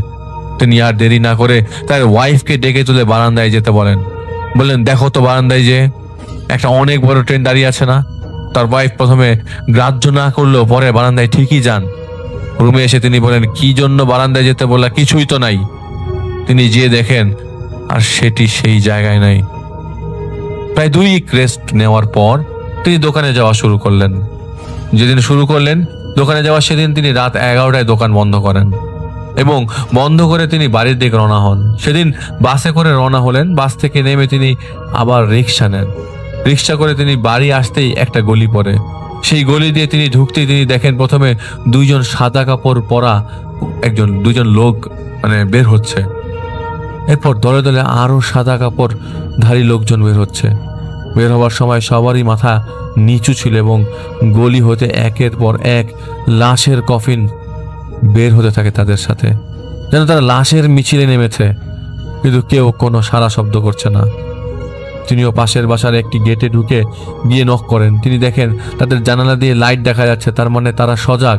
তিনি ডাকলেন এবং বললেন তিনি কিছু আজীব জিনিস গলিতে দেখছেন। তো সেই ফ্ল্যাটের কর্তা তার সাথে বের হয়, কিন্তু দেখে কেউ নাই। তার অনুরোধে আবারও তাকে বাড়িতে দিয়ে আসা হয়। তারপরেও তিনি তার ফ্যামিলি মেম্বারদের বিষয়টি জানান নাই। তিনি জানেন ওইখানকার এক মসজিদের হুজুরকে। হুজুর তখন কিছু না বলে তাকে কিছু আমল দেন এবং নামাজ পড়ার তাগাদা দেন। তাকে আশ্বস্ত করেন যে সে ভালো থাকবে এবং এইসব সব মনের ভুল, সময়ের ভুল। কিন্তু জীবন্ত জিনিস যা চোখের সামনেই হয় তা মানুষ কিভাবে ভুলতে পারে। ওই দিনের পরের দিন তিনি দোকানে যান নাই। দুপুরের খাওয়া খাচ্ছিলেন, তখনই সেই হুজুর আসলো এবং তাকে বলল তিনিও গতকাল ঈশার নামাজ পড়ে বাসায় ব্যাক করার সময় তার সামনে একদল লোক আর অনেকগুলো লাশ নিয়ে তার সামনে দিয়ে হেঁটে যাচ্ছে। সবাই মাথা নিচু করেছিল। তিনিও তার ঘটনার সাথে মিল পাওয়ার পর এখানে এসেছেন। এরপরে এই হুজুরকে এক পরিচিত জায়গা আছে, সেইখানে একজন অনেক বয়স্ক এক আলেম ছিল। তার কাছে যে সব বলা হয়, তিনিও সেদিন কিছু বললেন না। পরের দিন আবার যাওয়াতে তিনি বললেন, জলিল মিয়া, আপনি ওই এলাকা ছেড়ে অ্যাটলিস্ট 10 মাইল দূরে চলে যাবেন। আপনি সব সময় নামাজ পড়বেন, আল্লাহকে ডাকবেন। যেহেতু আপনার কোনো ক্ষতি হয় নাই, আপনি দূরে থাকেন, আল্লাহকে ডাকেন, ভালো থাকবেন। এবং তাকে পানি খাওয়ানো হয়, পানি পড়া আর কি। যেই হুজুরটা তার সাথে এসেছিল তারও কোনো খবর নেই এবং তার ঘুম ভাঙে ঘোরের মধ্যে। এতক্ষণ তো সে ঘুমেছিল, তার ঘুম ভাঙে বাসার খাটে। তিনি ওই দিনের রাতের মতো ঘুমিয়ে পড়েন। পরের দিন বাসার খোঁজ করতে বেরিয়ে পড়েন। উত্তর যাত্রাবাড়ির একটি বাসায় ভাড়া নেন। অনেক দিন পর্যবেক্ষণ করার পরও তিনি অ্যাবনর্মাল আর কিছু দেখতে পান না। কিন্তু ওই হুজুরকে আর খুঁজে পাওয়া যায় নাই এবং ওই হুজুরের কাছে তাকে যে নিয়ে গেছিল তাকেও আর খুঁজে পাওয়া যায় নাই। কিন্তু তার ওই পানি খাওয়ার আগ মুহূর্তের সব কিছুই মনে আছে এবং তিনি জাস্ট একটি জিনিসে খেয়াল করেন, তারা দুইজনের কেউই তো মাটিতে বসেছিল না।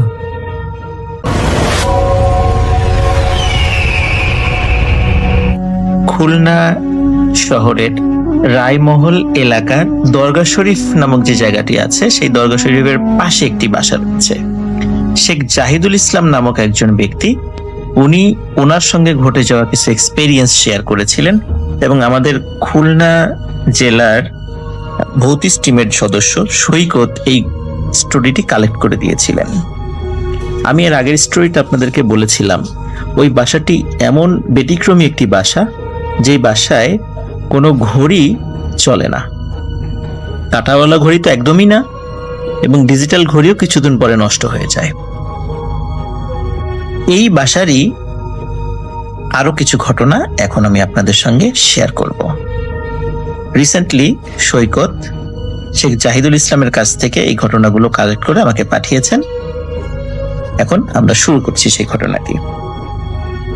ওই বাসায় অনেক ঘটনা রয়েছে, তবে 2018 সালে একদম রিসেন্টলি ঘটে যাওয়া কিছু ঘটনা আমি আপনাদের সঙ্গে শেয়ার করব।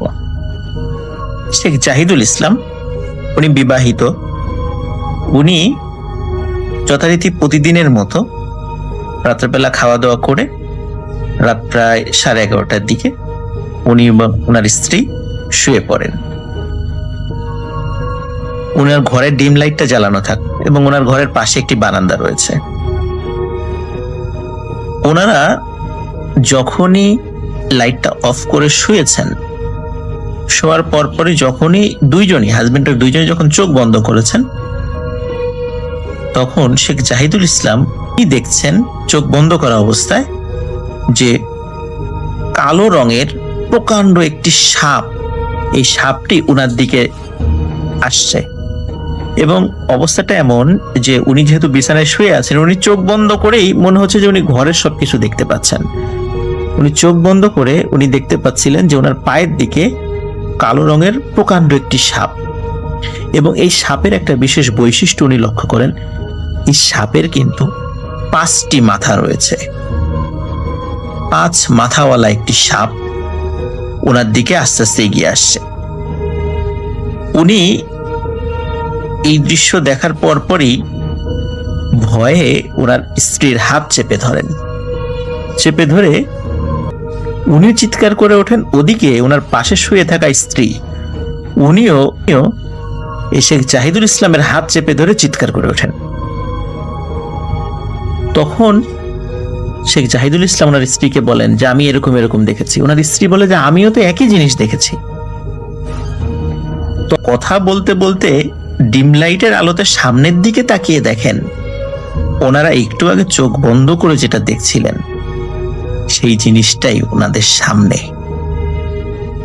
প্রকাণ্ড একটি সাপ, কালো রঙের। এই কারণে বলছিলাম ওনারা যখন চোখ বন্ধ করেছিলেন তখন রুমটা আলোকিত দেখছিলেন, কিন্তু আসলে তো রুমটা আলোকিত ছিল না।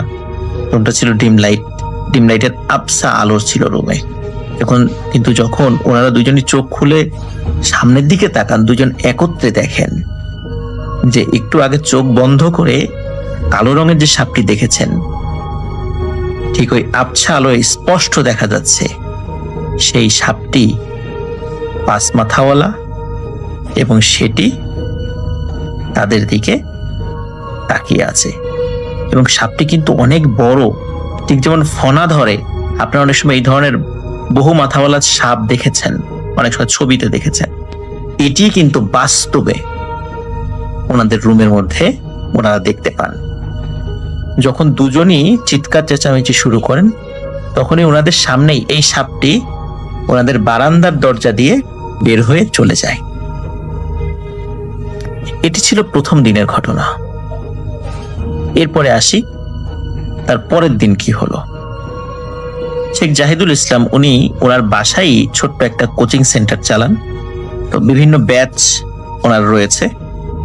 তো একদিন মানে এই ঘটনা ঠিক পরের দিন ওনার একটা ব্যাচের পড়া ছিল, কিন্তু ওই দিন বৃষ্টি হওয়ার কারণে স্টুডেন্ট কম এসেছিল। মাত্র 2 জন স্টুডেন্ট এসেছিল এবং তারা ছিল মেয়ে স্টুডেন্ট।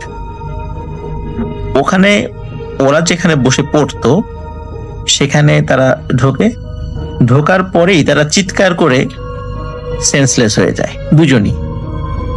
পরে বাসার অন্য সদস্যরা আসে, তাদেরকে একটু সেন্স ফেরানো হয়, জিজ্ঞেস করে কি হয়েছে। ওরা বলে যে তারা যখনই ওই রুমে এসে বসার পর হঠাৎ করে তারা দেখতে পায় দরজা দিয়ে জানালা দিয়ে বিভিন্ন জায়গা থেকে কিলবিল করে অসংখ্য সাপ রুমের মধ্যে ঢুকে পড়ছে এবং তাদেরকে আক্রমণ করার জন্য উদ্যত হচ্ছে। তখনই তারা নিশ্চিত মৃত্যু ভেবে চিৎকার দেয় এবং তারপরে তাদের কিছু আর মনে নেই। তো এই সাপের এই উপদ্রব, এই কাল্পনিক সাপের উপদ্রব যখন শুরু হয় তখন শেখ জাহিদুল ইসলাম ভাইয়ের আম্মা উনি ওনাদের গ্রামের বাড়ি থেকে একজন প্রবীণ বৃদ্ধা মহিলাকে নিয়ে আসেন। তিনি তান্ত্রিক গোছের একজন মহিলা। উনি ওনার বাসায় আসার সাথে সাথে উনি বলেন যে এই বাসায় কোনো সমস্যা রয়েছে। তখন উনি বলেন যে আমি দেখি সমস্যা সলভ করতে পারি কিনা। উনি ওনার একটা রিচুয়ালের মাধ্যমে উনি সেই কাজটা শুরু করেন। চতুর্দিকে কিছু একটা গোলাকার বৃত্ত এঁকে তার মধ্যে বসেন, অ্যাজ ইউজুয়াল আমরা সাধারণত যেগুলা দেখি আর কি। উনি যখন ওনার রিচুয়ালটা শুরু করেন হঠাৎ করে উনি মাটিতে শুয়ে ছটফট করতে থাকেন, বাবারে মরে গেলাম বাঁচাও, এরকম বলে ছটফট করতে থাকেন। কিছুক্ষণ পর উনি বলেন যে আমি আর এক সেকেন্ড এই বাসায় থাকবো না, এক্ষুনি বের হয়ে যাব। তাই বলে উনি কোনো মতে উঠে ওনার প্রয়োজনীয় জিনিস যেগুলো নিয়ে এসেছেন সেগুলো নিয়ে দৌড় দিয়ে উনি বাসার বাইরে চলে যান। তখন উনি স্বাভাবিক হন। তখন ওনাকে জিজ্ঞেস করে কি হয়েছে, বলে যখনই আমি রিচুয়াল করতে শুরু করেছি তখন আমি দেখি ভয়ঙ্কর আকৃতির কালো রঙের একটি সাপ যার অনেকগুলো মাথা আছে সরাসরি এসে আমার পায়ে কামড় দিয়েছে এবং আমি ছটফট করছিলাম এবং তখন ওই সাপটি বলছিল যে আর কখনো এখানে আসবি না।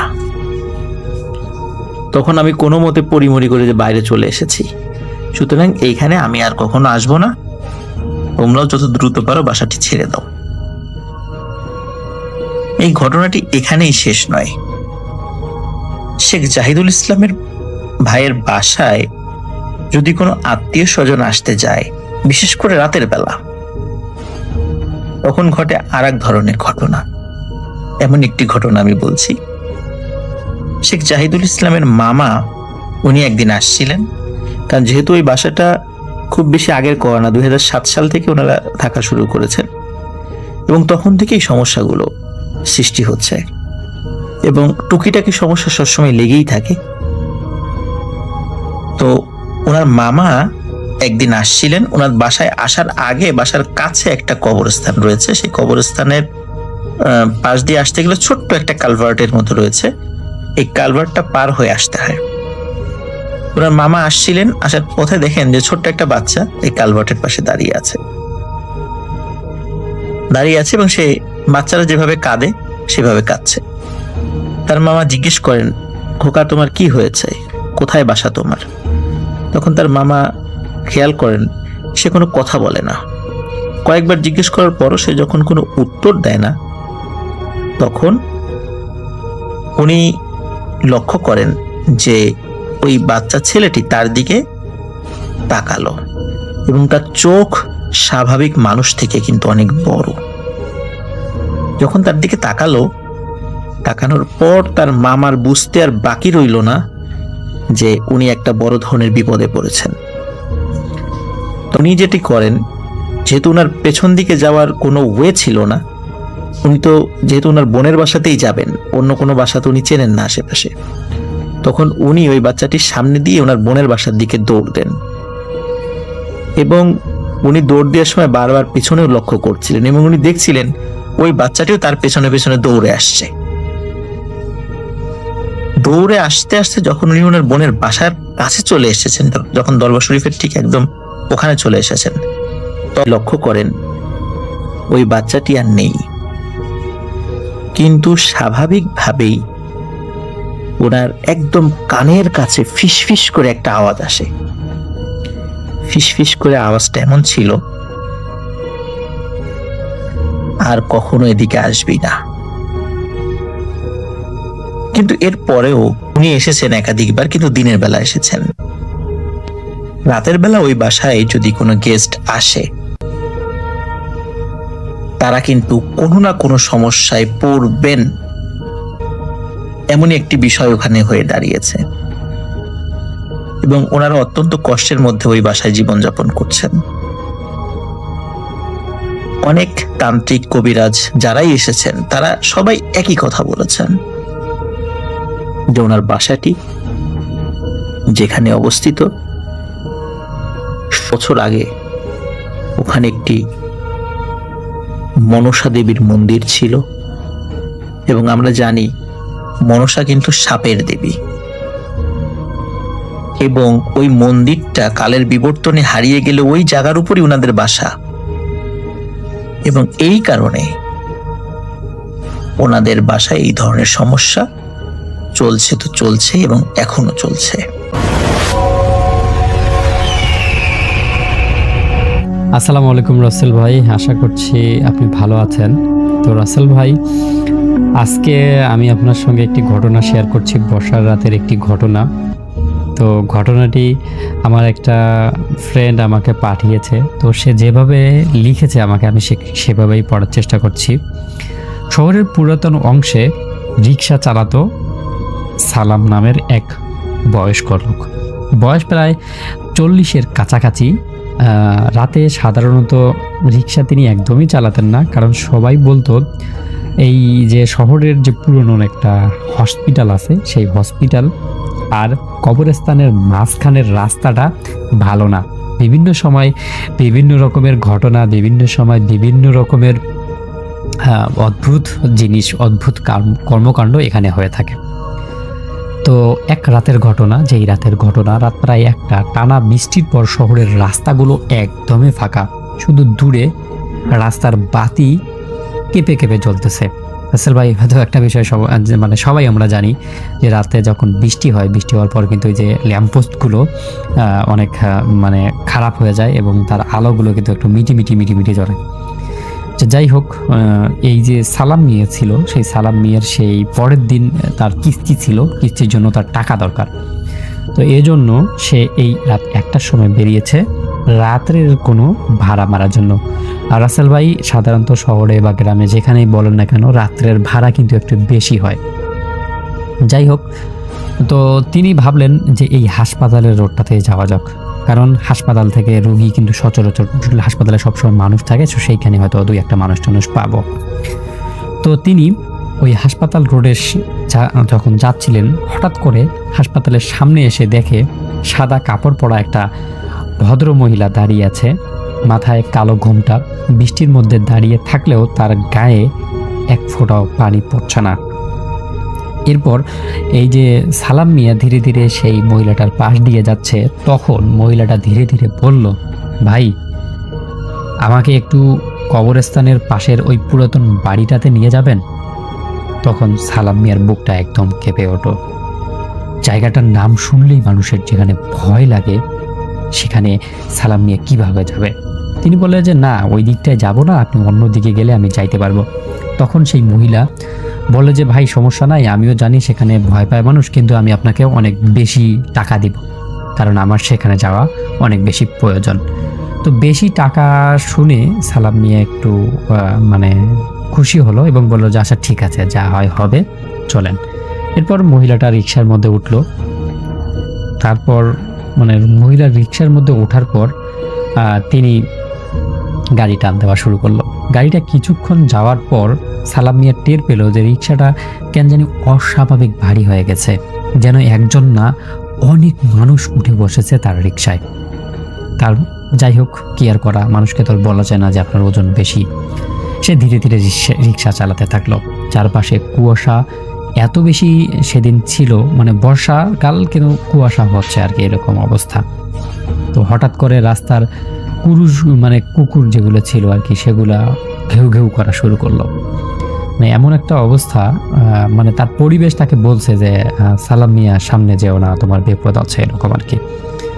তো তার কিছুক্ষণ পরে সালাম মিয়া খেয়াল করলো যে রিক্সার পেছন থেকে কেউ কট কট কট কট শব্দ করতেছে আর কি, মানে কিছু একটা ভাঙতেছে বা কিছু একটা লাগতেছে রাস্তার সাথে, এরকম। তো এটা মানে যখন হলো তখন সে ভয় পেয়ে তার যে রিক্সার পিছনে মানে তাকাবে যে কি হচ্ছে, ঠিক তখনই ভদ্র মহিলা ঠান্ডা গলায় বলল, পিছনে তাকাবেন না। তো এই পিছনে তাকাবেন না এটা শোনার পর সালাম মিয়া এত বেশি ভয় পেয়ে গেল যে আসলে কিরে কি হলো, আমি পিছনে তাকাবো না মানে আমার রিক্সায় কি হয়েছে সেটা তো আমি দেখব। এবং তার পিছন থেকে বলল যে আপনি দ্রুত চালাতে থাকেন, আমি আর একটু সামনে গিয়েই নেমে যাব। কিন্তু কিছু দূর যাওয়ার পর হঠাৎ রাস্তার মাঝখানে বিদ্যুৎ এমন জোরে চমকালো, এবং এই চমকানোর ফলে যে সেই যে আলো আসলো, সেই আলোয় সালামের রিক্সার ছায়া দেখতে পারলো যে তার নিজের ছায়া আছে, রিক্সার ছায়াও আছে, কিন্তু পিছনে বসা যে মহিলাটা আছে সেই মহিলার কোনো ছায়া তিনি দেখতে পারলেন না। যে সালামের হাতে যে মানে এটা দেখার পর এত বেশি কাঁপতে শুরু করলো, সে রিক্সাটা আর কি কন্ট্রোল করতে পারতেছে না। হঠাৎ সে টের পেল তার কানের কাছে কেউ ফিস ফিস করে বলতেছে, আমি 3 দিন আগে এই হাসপাতালে মারা গিয়েছি, আমাকে কেউ এখনো সংস্করণ করেনি। কিন্তু কথাটা আসলো পিছন থেকে না সামন থেকে না তার মানে বাম ডান থেকে, ঠিক তার মানে কোনো কিছু বুঝতে পারতেছে না, কিন্তু সে এতটুকু বুঝতে পারছে যে কথাটা তার কাছে স্পষ্ট। এবার সালাম মিয়া আতঙ্কিত হয়ে পিছনের দিকে তাকিয়েই ফেলল, আর তাকাতেই তার বুকের রক্ত একদম হিম হয়ে গেল, কারণ সে দেখতে পারল তার রিক্সার পিছনে কোনো মানুষ নেই, সেখানে বসা আছে একটা সাদা কাপড়ে পরা লাশ। মানে এমন একটা অবস্থা দেখে সালাম মিয়া কোনো কিছুই ভাবতে পারতেছে না। তো তারপর সে হঠাৎ করে দেখে যে লাশটার যে কাপড়টা আছে, কাপড়টা একটু সরিয়ে মুখটা দেখা যাচ্ছে, মুখে কালো চোখ আর ঠোঁট ছিঁড়ে একটা ভয়ানক হাসি আসতেছে সেই লাশটা ধীরে ধীরে অটোমেটিকলি নড়াচড়া শুরু করলো এবং ধীরে ধীরে তার মাথাটা তুলে তাকালো। তারপর কর্কশ গলায় বলল, আর একটু সামনে গেলেই আমার কবর। এটা শোনার পর সালাম মিয়া চিৎকার করে রিক্সা ফেলে সজোরে দৌড় দিল, কিন্তু কোথাও একটা হোঁচট খেয়ে তিনি পড়ে গেল মাটিতে এবং সেখানেই তিনি অজ্ঞান হয়ে পড়ে যায়। কিন্তু তার যে মানে পরিবারের লোকজন বা তাকে যে খোঁজ খবর করবে এরকম কেউ আর কি আসতেছিল না, বা তিনি সেখানেই পড়েছিলেন সারা রাত। পরদিন সকালে তাকে কয়েকজন মানুষ সেখান থেকে উদ্ধার করে এবং তার রিকশাটা দেখতে পারে যে তার যে কবরস্থান আছে সেই কবরস্থানটার পাশে রিকশাটা ঠিক জায়গায় ছিল। এগুলো দেখার পর মানুষ সালাম মিয়াকে জিজ্ঞাসা করে যে কি হয়েছে তোমার সাথে। তো তিনি গত রাতের ঘটনা সবাইকে বলেন। তারপর সবাই বলে যে সালাম, তুমি তো জানোই যে এই রাস্তার মধ্যে বিভিন্ন সময় বিভিন্ন রকমের ঘটনা ঘটে, তারপরেও কেন তুমি রাত্রেবেলা আসলে? তো এই সমস্ত কিছু শোনার পর তিনি আসলে তার ভুল বুঝতে পারে। তো তারপর থেকে আর কোনোদিন তার সাথে এইরকম ঘটনা ঘটেনি। তো রাসেল ভাই, এটাই ছিল ঘটনা। যদি ভালো লাগে তাহলে শেয়ার করবেন। এই স্টোরিটি আমার সাথে শেয়ার করেছেন সজল সরকার নামে একজন। তিনি ঢাকার জুরাইন এলাকা থেকে এটি শেয়ার করেছেন এবং তিনি বলেছেন এটা তার জীবনের নিজস্ব একটা এক্সপিরিয়েন্স এবং এক্সপিরিয়েন্সটা অনেক আগে ঘটে যাওয়া, 80-র দশকে ঘটে যাওয়া। ঘটনাটির প্রেক্ষাপট হচ্ছে তাদের গ্রাম এবং উত্তরবঙ্গের একটি জায়গা। যাই হোক, উনি স্পেসিফিক কোনো নাম নিতে নিষেধ করেছেন। ওই জায়গাটায় আর কি ওনার সাথে এই ঘটনাটা ঘটে এবং তখন তিনি ছিলেন হচ্ছে কলেজ পড়ুয়া একজন স্টুডেন্ট। তো যাই হোক, আমি মূল ঘটনায় চলে যাচ্ছি। সজল যখন নাকি এই ঘটনা সজলের ঘটে, উনি তখন কলেজে পড়তেন এবং তার পরিবারে তখন ছিলেন হচ্ছে তার মা, তার ভাই এবং তার বোন। তার বাবা ছিলেন না এবং এই কারণে পারিবারিক অনেক দায়িত্ব তাকে নিতে হতো। তো তার ভাই যেটা করেন, তাকে গ্রামের বাড়িতে পাঠান। সেই সময় কিছু তাদের জমি জমা সংক্রান্ত ব্যাপারে এবং ফসলের কালেকশন বা এই ধরনের কিছু ব্যাপার স্যাপার নিয়ে। তো যাই হোক, সজল চলে যান গ্রামে সে সময়। তো শীতের আগমনী বার্তা তখন বাতাসে, বেশ শীত আসি আসি করছে, বেশ ঠান্ডা, মানে গায়ে কাটা দেওয়া একটা মানে পরিবেশ সৃষ্টি হয় বিকালের পরে মানুষের কাছে বেশ শীত শীত লাগে। তখন বেশ ঠান্ডা বাতাস চলে গ্রামে এবং সেই সময়কার গ্রামে ইলেকট্রিসিটি ছিল না। মানে তখনকার গ্রাম সন্ধ্যার পরে হয়ে যেত অন্ধকার। তো যেই অঞ্চলে সজলদের গ্রাম ছিল, সেই অঞ্চলটা ছিল হচ্ছে সনাতন ধর্মাবলম্বীদের আবাস বেশি আর কি। ওই জায়গাটায় ওটা প্রাধান্য বেশি সেখানে। তো সুতরাং সন্ধ্যার পরে সেখানে দেখা যেত উলুধ্বনি হতো এবং বিভিন্ন যে বাজার বা এইসব অঞ্চলগুলোতে ধূপের গন্ধ ছড়িয়ে যেত। তো সজলের কাছে বেশ ব্যাপারটা বেশ এনজয় লাগতো। সে নিজেও একই ধর্মাবলম্বী, কিন্তু তার কাছে মানে শহরে সে এগুলো সে এক্সপিরিয়েন্স করতো না খুব একটা, যেটা সে গ্রামে যে এটা পায় এবং তার কাছে বেশ বেশ বেশ খুব ভালো লাগে আর কি। মানে তার কাছে যে এই পরিবেশটা খুব সুন্দর লাগে। তিনি যেটা বলেছেন যে সন্ধ্যার পরে এরকম একটা পরিবেশ ওনার কাছে মানে তুলনাহীন মনে হতো, যে অন্ধকার হয়ে গেছে হালকা। উনি যে হয়তো সন্ধ্যার পরে যে বাজারে বসে আড্ডা দিতেন, সন্ধ্যার পরে যে দোকানগুলোতে বসে আড্ডা দিতেন বা হোটেলে, সেই জায়গায় দেখা যেত যে ওই কুপি জ্বালিয়ে দিয়েছে এবং অন্ধকার দূর হচ্ছে। আবার অনেক জায়গায় হ্যাজাক বাতি জ্বালিয়েছে এবং তার সাথে ধূপের একটা গন্ধ চারিপাশে মিলেমিশে গেছে এবং দূর থেকে উলুধ্বনি আসছে। তার কাছে এটা খুব মানে অন্যরকম লাগতো আর কি। তো যাই হোক, ওনার কাছে পরিবেশটা বেশ মিস্টিক, রহস্যময় মনে হতো, উনি যেটা বলেছেন। তো যাই হোক, তো সেই পরিবেশটা খুব এনজয় করতেন এবং এইভাবে তার সাথে কিছু গ্রামের ছেলের বন্ধুত্ব হয়, তার বয়সে কিছু ছেলেপেলের বন্ধুত্ব হয় এবং তারা বসে আড্ডা দিতেন। তাদের সাথে মানে অল্প কথায় কথায় বন্ধুত্ব হয়ে যায় এবং বেশ ভালো বন্ধুত্ব হয় আর কি। গল্প করতে তারা একসাথে ওখানে হাঁটতেন, নদীর পাড়ে যেতেন এবং ওখানে বসে গল্প করতেন এবং চা সিগারেট খাওয়া শুরু করেন একসাথে। তো এই গল্পে গল্পে তাদের মধ্যে যে ব্যাপারটা আসে, যে তাদের গ্রামের কিছু ঐতিহাসিক জায়গা আছে, একটা জমিদার বাড়ি আছে, যেটা নিয়ে উনি বলেছেন যে পরে উনি আমাকে একটা কাহিনী বলবেন জমিদার বাড়ির, সেটাও বলেছেন। আর এইটা যেটা বলেছেন যে এই গল্পের এই কাহিনীর মূল বিষয়টাতে আসি, সেই জমিদার বাড়ি নিয়ে কথা হয় এবং আরো কিছু ভৌতিক ব্যাপার স্যাপার নিয়ে আলাপ হয় সেই ছেলেদের সাথে। এবং সেই গ্রামে একজন থাকতো, একজন ব্ল্যাক ম্যাজিক চর্চাকারী মহিলা, বা যাকে তারা বলতো যে মহিলা তান্ত্রিক বা ডাকিনী, তারা বলতো যে তার আবাসস্থল ছিল মহিলা তান্ত্রিক বা মহিলা, তারা বলতো ডাকিনী, তার আবাসস্থান ছিল এবং সেটা ছিল শ্মশান থেকে কিছুটা দূরে, এবং একটা বটগাছ ছিল পুরনো, সেই বটগাছের গোড়ায় নাকি সে বসতো, এবং সেই মহিলা তান্ত্রিক, কাপালিক বা ডাকিনী যেই হোক না কেন, তাকে খুব ভয় পেত গ্রামের মানুষরা। তারা কেউ তার সামনে পড়তে চাইতো না, কারণ তার দৃষ্টি নাকি খুব সেন দৃষ্টি ছিল। সে যেখানেই বা যাদের দিকে তাকাতো সবার বুকে কাঁপন ধরে যেত, এমন ভাবে একটা সে মানে তার দৃষ্টিটা এরকম ভয়ঙ্কর ছিল। এবং মানুষকে কোনো একটা কিছু বললে তার সেটা লেগে যেত, মানুষকে কিছু বললে লেগে যেত, এবং সে তার নজরটাকেও খুব ভয় পেত সবাই। তো এরকম ব্যাপার স্যাপার ছিল। এবং বলে যে সেই তার অনেক রকমের কাহিনী বলে যে সে এরকম অনেকে এইভাবে দেখেছে, এবং অনেকে তাকে ডাকিনী ডাকার কারণ হচ্ছে রাতের বেলা সে নাকি ওই যে গ্রামের পথ ধরে, যে মূল যে পথটা যেটা দিয়ে শহরে যেত তারা, সেই পথে নাকি ওই শ্মশান পড়ে যাওয়ার সময়, হাতের একদিকে শ্মশান পড়ে নদীর পাড়ে, এবং সেটার পাশ দিয়ে যখন যায় অনেকে নাকি রাতের বেলা দেখেছে সেই তান্ত্রিক যে মহিলা বা কাপালিক বা ডাকিনী যাকেই বলে, সে সুন্দর শাড়ি পরে মানে খুব সুন্দর সেজে গুজে ওই রাস্তার পাশে দাঁড়িয়ে থাকতো, এবং অনেককে এরকম পথ ভুলিয়ে নিয়ে যেত, নিয়ে যে এরকম অনেক কথা হয়েছে, বাট কেউ প্রমাণ করতে পারেনি যে সেই করছে কাজটা। সুতরাং লোকমুখে কথাটাকে আসলে তারা ওরকম করতে পারেনি। সেসব মানুষ দেখা গেছে অসুস্থ হয়ে গেছে, কেউ মারা গেছে, এবং কেউ আসলে মানে সরাসরি ব্লেমটা করতে পারেনি দেখে তারা কেউই তাকে কিছু করতে পারেনি, বাট সবাই ভয় পেত। ওই মহিলা যদি কারো কাছে কিছু চাইতো তাহলে তারা সেটা দিয়ে আসতো, তাকে বাধ্য হয়ে দিয়ে আসতো। তো যাই হোক, যখন সজল এই কাহিনীগুলো শোনার পরে তার খুব আগ্রহ হয় যে সে ওই ডাকিনীকে দেখবে, এবং সেই ডাকিনীর নাকি কিছু ছাত্রও ছিল যারা নাকি পরবর্তীতে তারা ওখান থেকে চলে গেছে, ছাত্র মানে শিষ্য আর কি, তারা নাকি শিষ্যত্ব গ্রহণ করেছিল। তারা নাকি ওই ডাকিনীর কাছে যেত এবং তার সাথে বসে তার সাগরিদ হয়ে গিয়েছিল, বা তার যে বডি কল, তার শিষ্যত্ব নিয়েছিল, এবং তারা অনেক রকমের রিচুয়াল পালন করত।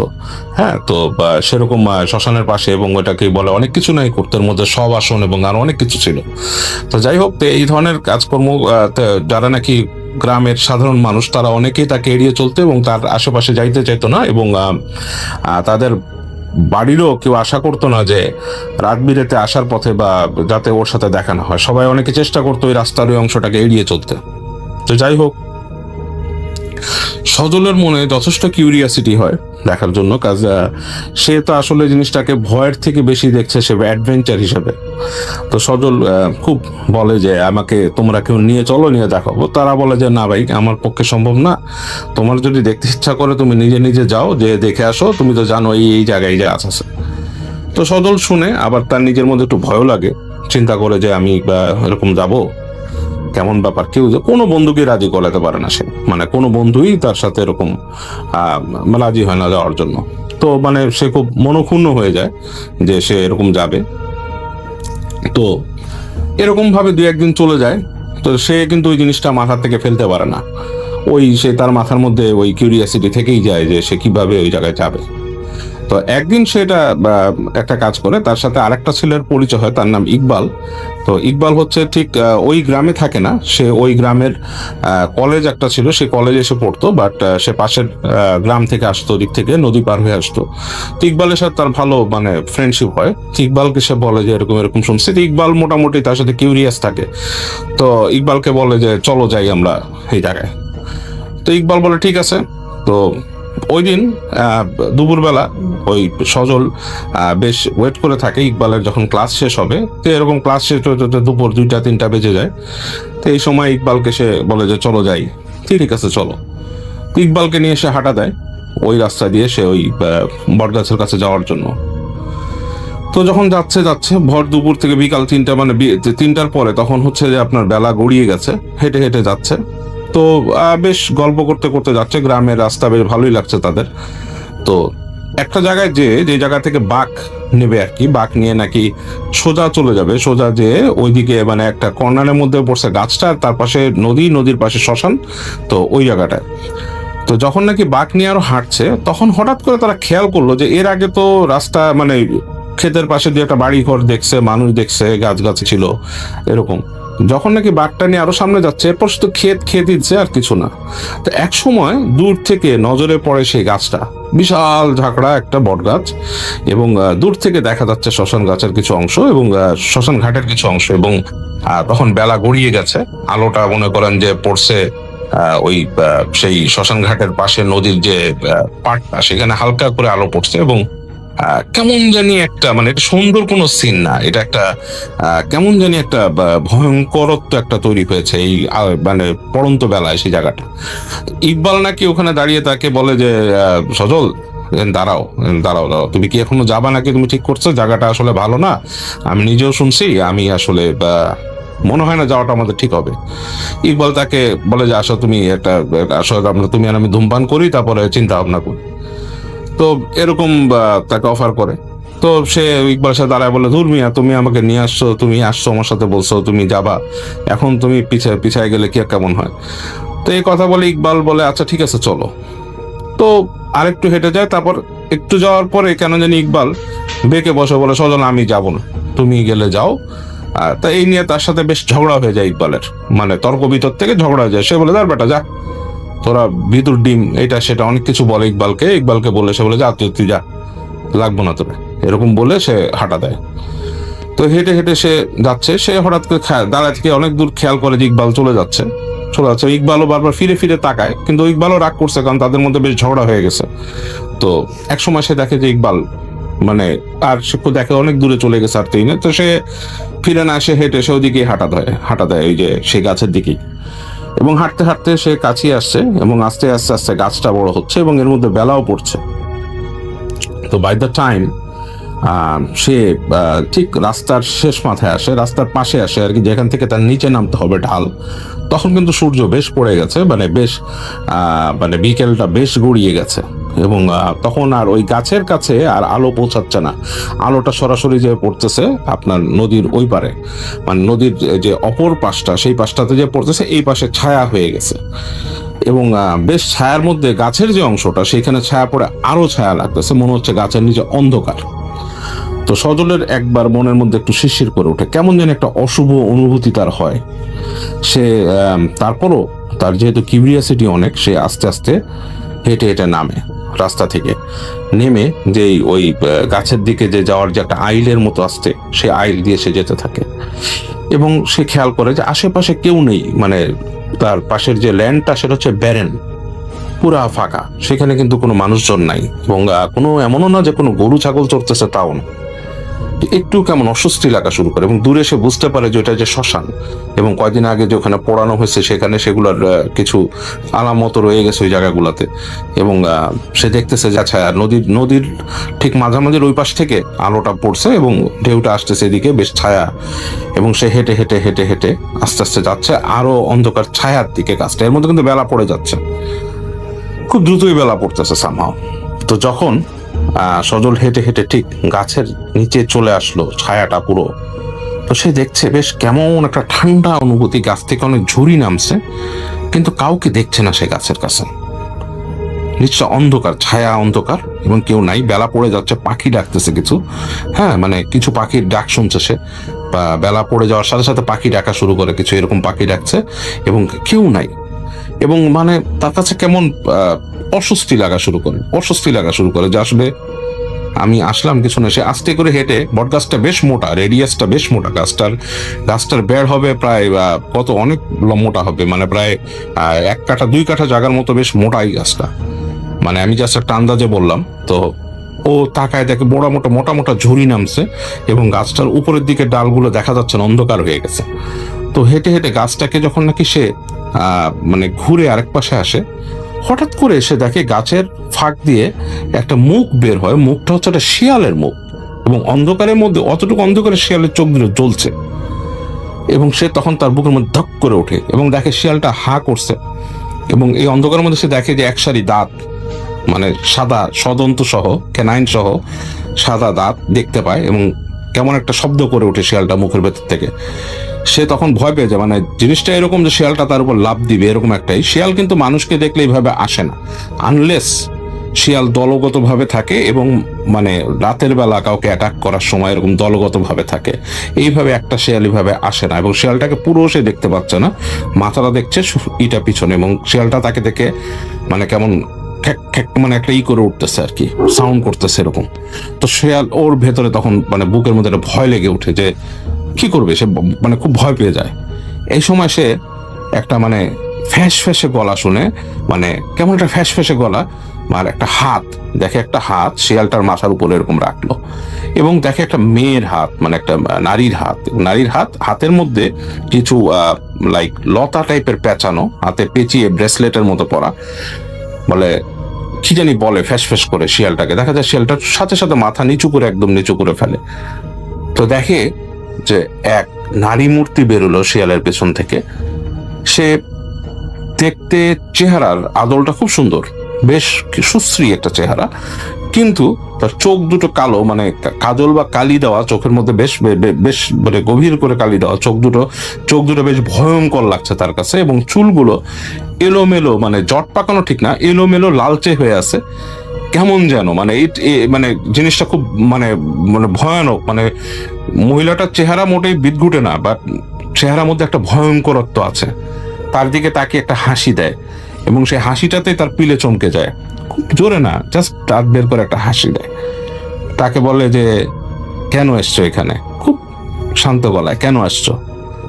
তো সজল মানে থতমত খেয়ে তারপরে সে মন শক্ত করে বলে যে আমি আপনার সাথে দেখা করতে আসছি, আপনার কথা শুনছি আমি এখানে, যে এখানে আপনি সাধনা করেন, তা আমি তো শহর থেকে আসছি, আমি সাধনা সম্বন্ধে খুব আগ্রহী, আমি শুনতে চাই। তো মহিলা বলে কি জানতে চাও, তুমি এদিকে আসো, কাছে আসো, ওকে ডাকে। তো ও যখন সামনে যেতে থাকে আস্তে আস্তে, সজল হেঁটে হেঁটে দেখে যে বটগাছের যে গুড়িটার পাশে একটু উঁচু হয়ে গেছে মাটিটা। তো দেখে যে মহিলা ওই জায়গায় বসে আছে একটা ইসের উপরে, আর একটা মানে এরকম শেকড়ের উপর বসে আছে। সে একটা শাড়ি পরা, এবং শাড়িটা হচ্ছে যে হলুদ টাইপের কালার, অন্ধকারে বোঝা যাচ্ছে না, বা একটা শাড়ি পরা, সে বসে আছে, এক কাছে শাড়ি পরে বসা, এবং তাকে বলে এখানে এসে বসো। তো সে হেঁটে যায় সামনে বসে এবং তাকে বলে যে, এবং সজল খেয়াল করতে থাকে সেখানে একটা ঘ্রাণ, এবং ঘ্রাণটা এমন একটা ঘ্রাণ যে ঘ্রাণটার সাথে আসলে সে কিছু মিলাতে পারছে না, এটা কি কোনো ফুলের ঘ্রাণ বা কিসের ঘ্রাণ, সেটার সাথে সে কোনো আসলে মিল খুঁজে পাচ্ছে না যে কি ধরনের ঘ্রাণ এটা, বা কোনো একটা ঘ্রাণ সেখানে আছে, লাইক কোনো ঔষধি গাছের শেকড় বাকড় এই ধরনের কোনো ঘ্রাণ। তো তাকে জিজ্ঞেস করে যে তুমি কি সাধনা দেখতে আসছো এখানে, সাধনা, এবং সেই মহিলা কথা বলছে কিন্তু শুদ্ধ ভাষায়, তার সাথে কথা কিন্তু মোটেই গ্রামের ভাষায় বলছে না, তুমি কি সাধনা দেখতে আসছো?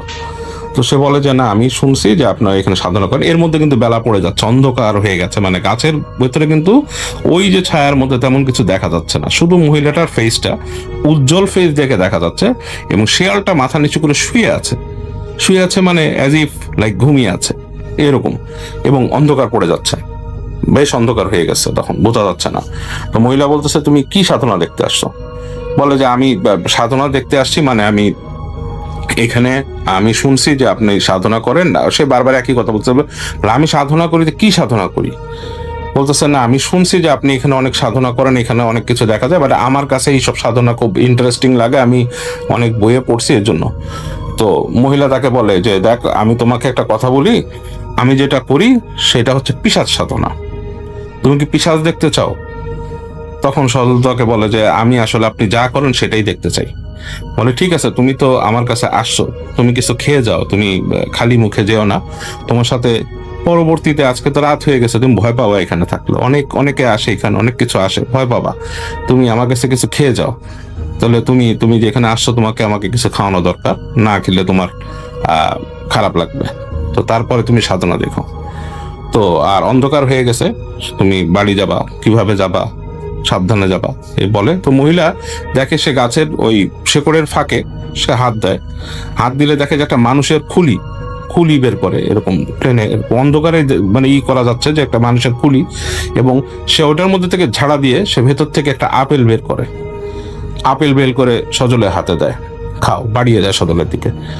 সজল ওইটা নিতে যেই বেশ অস্বস্তি ফিল করে, মানুষের খুলির ভেতর থেকে তাকে একটা আপেল দিচ্ছে এবং বলতেছে খাও, সজল অস্বস্তি ফিল করে। তখন মহিলা হেসে দেয় এবং জোরে হাসে সে, সাউন্ড করে হাসে এবং তার সেই হাসি শুনে সজলের পিলে পুরো চমকে যায়। তাকিয়ে দেখে যে মহিলার চোখটা মনে হয় জ্বলছে সে শিয়ালের মতো। সে বলে যে এইটুকুই ভয় গেলা বাবা, তুমি সাধনা কি দেখবা, তুমি তো একটা আপেলই খেতে চাচ্ছ না। তো সজল তখন সাহস করে বলে দেন আমি আপেল খাবো। সে মহিলার হাত থেকে সে আপেলটা নিয়ে রাখে। মহিলা বলে খাও। এবং সজল মানে তখন মানে তার কিউরিয়াসিটি এমন ভাবেই করছে এবং তার কাছে মনে হচ্ছে যে তাকে নিয়ে উপহাস করা হয়েছে। সে আপেলের মধ্যে কামড় দেয়, কামড় দিয়ে আপেল খাওয়া শুরু করে এবং সে খেয়াল করে আপেলটা খুবই সুস্বাদু, মিষ্টি আপেল, মানে খুব পানসে টাইপের, বাজে টেস্ট না, খুব ভালো টেস্টের একটা আপেল। তো সেটা সে খাচ্ছে কামড় দিয়ে এবং অন্ধকার হয়ে গেছে। মহিলা বলে তুমি আজকে চলে যাও, তুমি আসো না, তুমি চলে যাও। তোমার যদি সাধনা দেখতে ইচ্ছা হয় সামনের যে পূর্ণিমা আছে সে পূর্ণিমাতে এসো, তোমাকে আমি সাধনা দেখাবো। তুমি কি সাধনা দেখতে চাও বা আমার সাথে তুমি হাঁটতে চাও, তুমি দেখবা। তো বলে ওকে বলে চলে যেতে ওখান থেকে। তো সাদুল বলে যে আমি চলে যাবো, বলে হ্যাঁ। বলে তবে তুমি যে এখন যে যাচ্ছ এখান থেকে, তোমার যদি পিছন থেকে কেউ ডাক দেয় তুমি তাকাবা না, তোমার কিছু হবে না, যে তুমি আমার কাছে আসছিলা, তোমার কিছু হবে না, বাট তুমি পিছন ফিরে তাকাবা না। তো সজল বলে ঠিক আছে। তো সজল হেঁটে আবার যখন নামার পরে সে ওই চিন্তা করে একবার, তার ভেতরে একটা আসে যে আমি পিছন ফিরে তাকাই, দেখে মানে তারপরও সে সাহস করে মানে পিছনে যেহেতু নিষেধ করেছে এর জন্য সে তাকায় না। তো হেঁটে যখন উঠছে তখন সে দেখে সন্ধ্যা গড়িয়ে গেছে অলরেডি। যখন সে রাস্তায় উঠছে তখন বেশ অন্ধকার, রাস্তা অন্ধকার হয়ে গেছে, তার কাছে কোনো বাতিও ছিল না। তো বেশ চিন্তা ভাবনা করে সে চিন্তা করে যে অন্ধকারের মধ্যে পথ চলবে। তো এদিকে তার সেই আপেল কিন্তু অর্ধেক খাওয়া তার হাতের মধ্যে রয়ে গেছে। সে হেঁটে হেঁটে হেঁটে যাচ্ছে। তো যেতে যেতে বেশ অন্ধকার তখন অলরেডি, ধরেন গ্রামের রাস্তা এরকম সন্ধ্যা 6টা, 6:30, 7টার সময় বেশ অন্ধকার হয়ে যায়। এর মধ্যে সে দূর থেকেও কিন্তু কোনো মানুষের সারা শব্দও পায়নি, অন্ধকার রাস্তা দিয়ে যাচ্ছে। দূরে আবছা আবছা অন্ধকার আলোর মধ্যে দেখতে পাচ্ছে যে ঘরবাড়ির কিছু অংশ আর কি, নিজের ইটা সে ঠাউর করতে পারছে না। তো যখন সে হাঁটছে, তারপরে তার রাস্তা একটা আন্দাজ আছে হাঁটছে। তো হেঁটে হেঁটে যেইখানে সে ইকবাল বিদায় নিয়েছিল তার কিছুটা আগ পর্যন্ত যখন সে আসছে, হঠাৎ করে সে রাস্তার পাশ থেকে মনে হলো তার কাছে যে লম্বা, বেশ লম্বা, মানুষের আকৃতির কিন্তু আরো অনেক লম্বা কিছু একটা জিনিস রাস্তার মধ্যে উঠে মাঝখানে দাঁড়িয়ে গেল, তার পথ রোধ করে দাঁড়িয়ে গেল এরকম। তো সজলের সারা শরীর কাটা দিয়ে উঠলো। সে মানে কোনো কিছু চিন্তা মানে ভয়ে সে এখন পিছেও যেতে পারছে না, সামনে যেতে পারছে না, চিন্তাও তার মাথার মধ্যে থেকে চলে গেছে সে কি করবে। তো সে একবার দাঁড়িয়ে গেল ওই জায়গায়, চিন্তা করলো কি করবে। এবং সে তাদের ধর্মীয় যে মানে বিভিন্ন রকমের পার্টস লোক আছে এগুলো চিন্তা করা শুরু করলো। কিছুই সে ঠিক মতো জানে না, বাট সে চিন্তা করা শুরু করলো আর কি পড়বে, কি চিন্তা করবে, মানে প্রচন্ড ভয় পেয়েছে সে। এবং সে মানে কোনো চিন্তা ভাবনা না করে সে ওগুলা চিন্তা করছে। তো এক সময় আস্তে করে দেখলো ওই জিনিসটা আবার তার সামনে থেকে নেমে চলে গেল। তো ও আবার হাঁটা দিল, হাঁটতে হাঁটতে হাঁটতে হাঁটতে হাঁটতে এক সময় সেই তার পরিচিত, একদম পরিচিত রাস্তায় চলে আসলো। এবং চলে এসে সে মানে তাদের বাসা, তাদের যে বাসাটা থাকতো সেখানে কেউ নাই তাদের বাসায়। কিন্তু আরেকটা ব্যাপার হচ্ছে যে তাদের যে বাসাটায় সে ফিরে আসছে, তাদের গ্রামের যে বাড়িটা, সেটাতে কিন্তু কেউ নাই। এবং সেটাতে তাদের একটা বাড়িটার মধ্যে এরকম যে তাদের মানে প্রাঙ্গণটা আছে, প্রাঙ্গণের একটা পাশে তাদের একটা ঘর ছিল, সেখানে একটা ফ্যামিলি ভাড়া থাকে। আর তার পৈতৃক মানে যেই ঘরটা তারা থাকতো সেখানে কেউ থাকে না, সেখানে 2-3টা ঘর আছে, সেখানে সে থাকে। এবং সজলের কাজ ছিল রাতের বেলা সে যে কদিন ওখানে থাকবে সেই কদিন তার ওই ভাড়াটিয়ার বাসায় খাওয়া দাওয়া করতো। তো সে ওখানে যে ঢুকলো তাদের বাসায়, এবং ঢুকে কোনো মতে যে সে তার ঘরে গেল, যে ওখানে তাদের হেরিকেন ছিল, জ্বালালো। এবং জ্বালায় সে খুবই ক্লান্ত বোধ করলো, অস্বস্তি বোধ করলো, কিছু করার নেই। এবং ভয়ও লাগছে তার কাছে হঠাৎ করে। এবং তার আশ্চর্য ব্যাপার, তার হাতে কিন্তু সে খাওয়া আপেলটা। তো সে রাতের বেলা আস্তে করে ওখানে বসলো, খেতেও আর ইচ্ছা করলো না, বিছানায় শুয়ে পড়লো আস্তে করে, গেটটা চাপিয়ে দিয়ে, মানে গেটটা লাগিয়ে দিল, হুড়কো লাগিয়ে আস্তে করে শুয়ে থাকলো। শুয়ে ওই আপেলটাই রেখেছে সে তার টেবিলের পাশে। এবং সে এক সময় শুয়ে থাকতে থাকতে ঘুমিয়ে গেল। তো কখন ঘুমিয়ে গেছে তার ঠিক নাই। হঠাৎ করে তার রাতের বেলা মানে ঘুম ভাঙবে কি তার কাছে মনে হচ্ছে যে তার সামনে কেউ একজন আছে, মানে ঘুমের মধ্যেই মনে হচ্ছে তার সামনে কেউ একজন আছে এবং খুব একটা ঘ্রাণ আসছে কেমন। তো এই অবস্থায় তার ঘুমটা হঠাৎ করে ভেঙে যায়। চোখ মেলে সে দেখে তার সামনে থেকে তার সে জায়গায় শুয়ে আছে তার থেকে ঠিক 2-1 হাত দূরেই একটা খুব নারী মূর্তির মতো, এবং তখনও তার যে এই হ্যারিকেন সেটা হালকা জ্বলছে, সেখানে একটা নারী মূর্তির মতো বসে আছে এবং দেখে মনে হচ্ছে যে সেই অল্প আলোতেই যে নারী মূর্তিটা বেশ রূপবতী। তাকে বলছে যে তুমি আপেলটা খেলে না। তো ও ঘুমের মধ্যেই কিছু বলতে পারছে না, মানে সজলের খুব একটা কথা আসছে না, মুখ জড়ায় যাচ্ছে তার ঘুমের মধ্যে।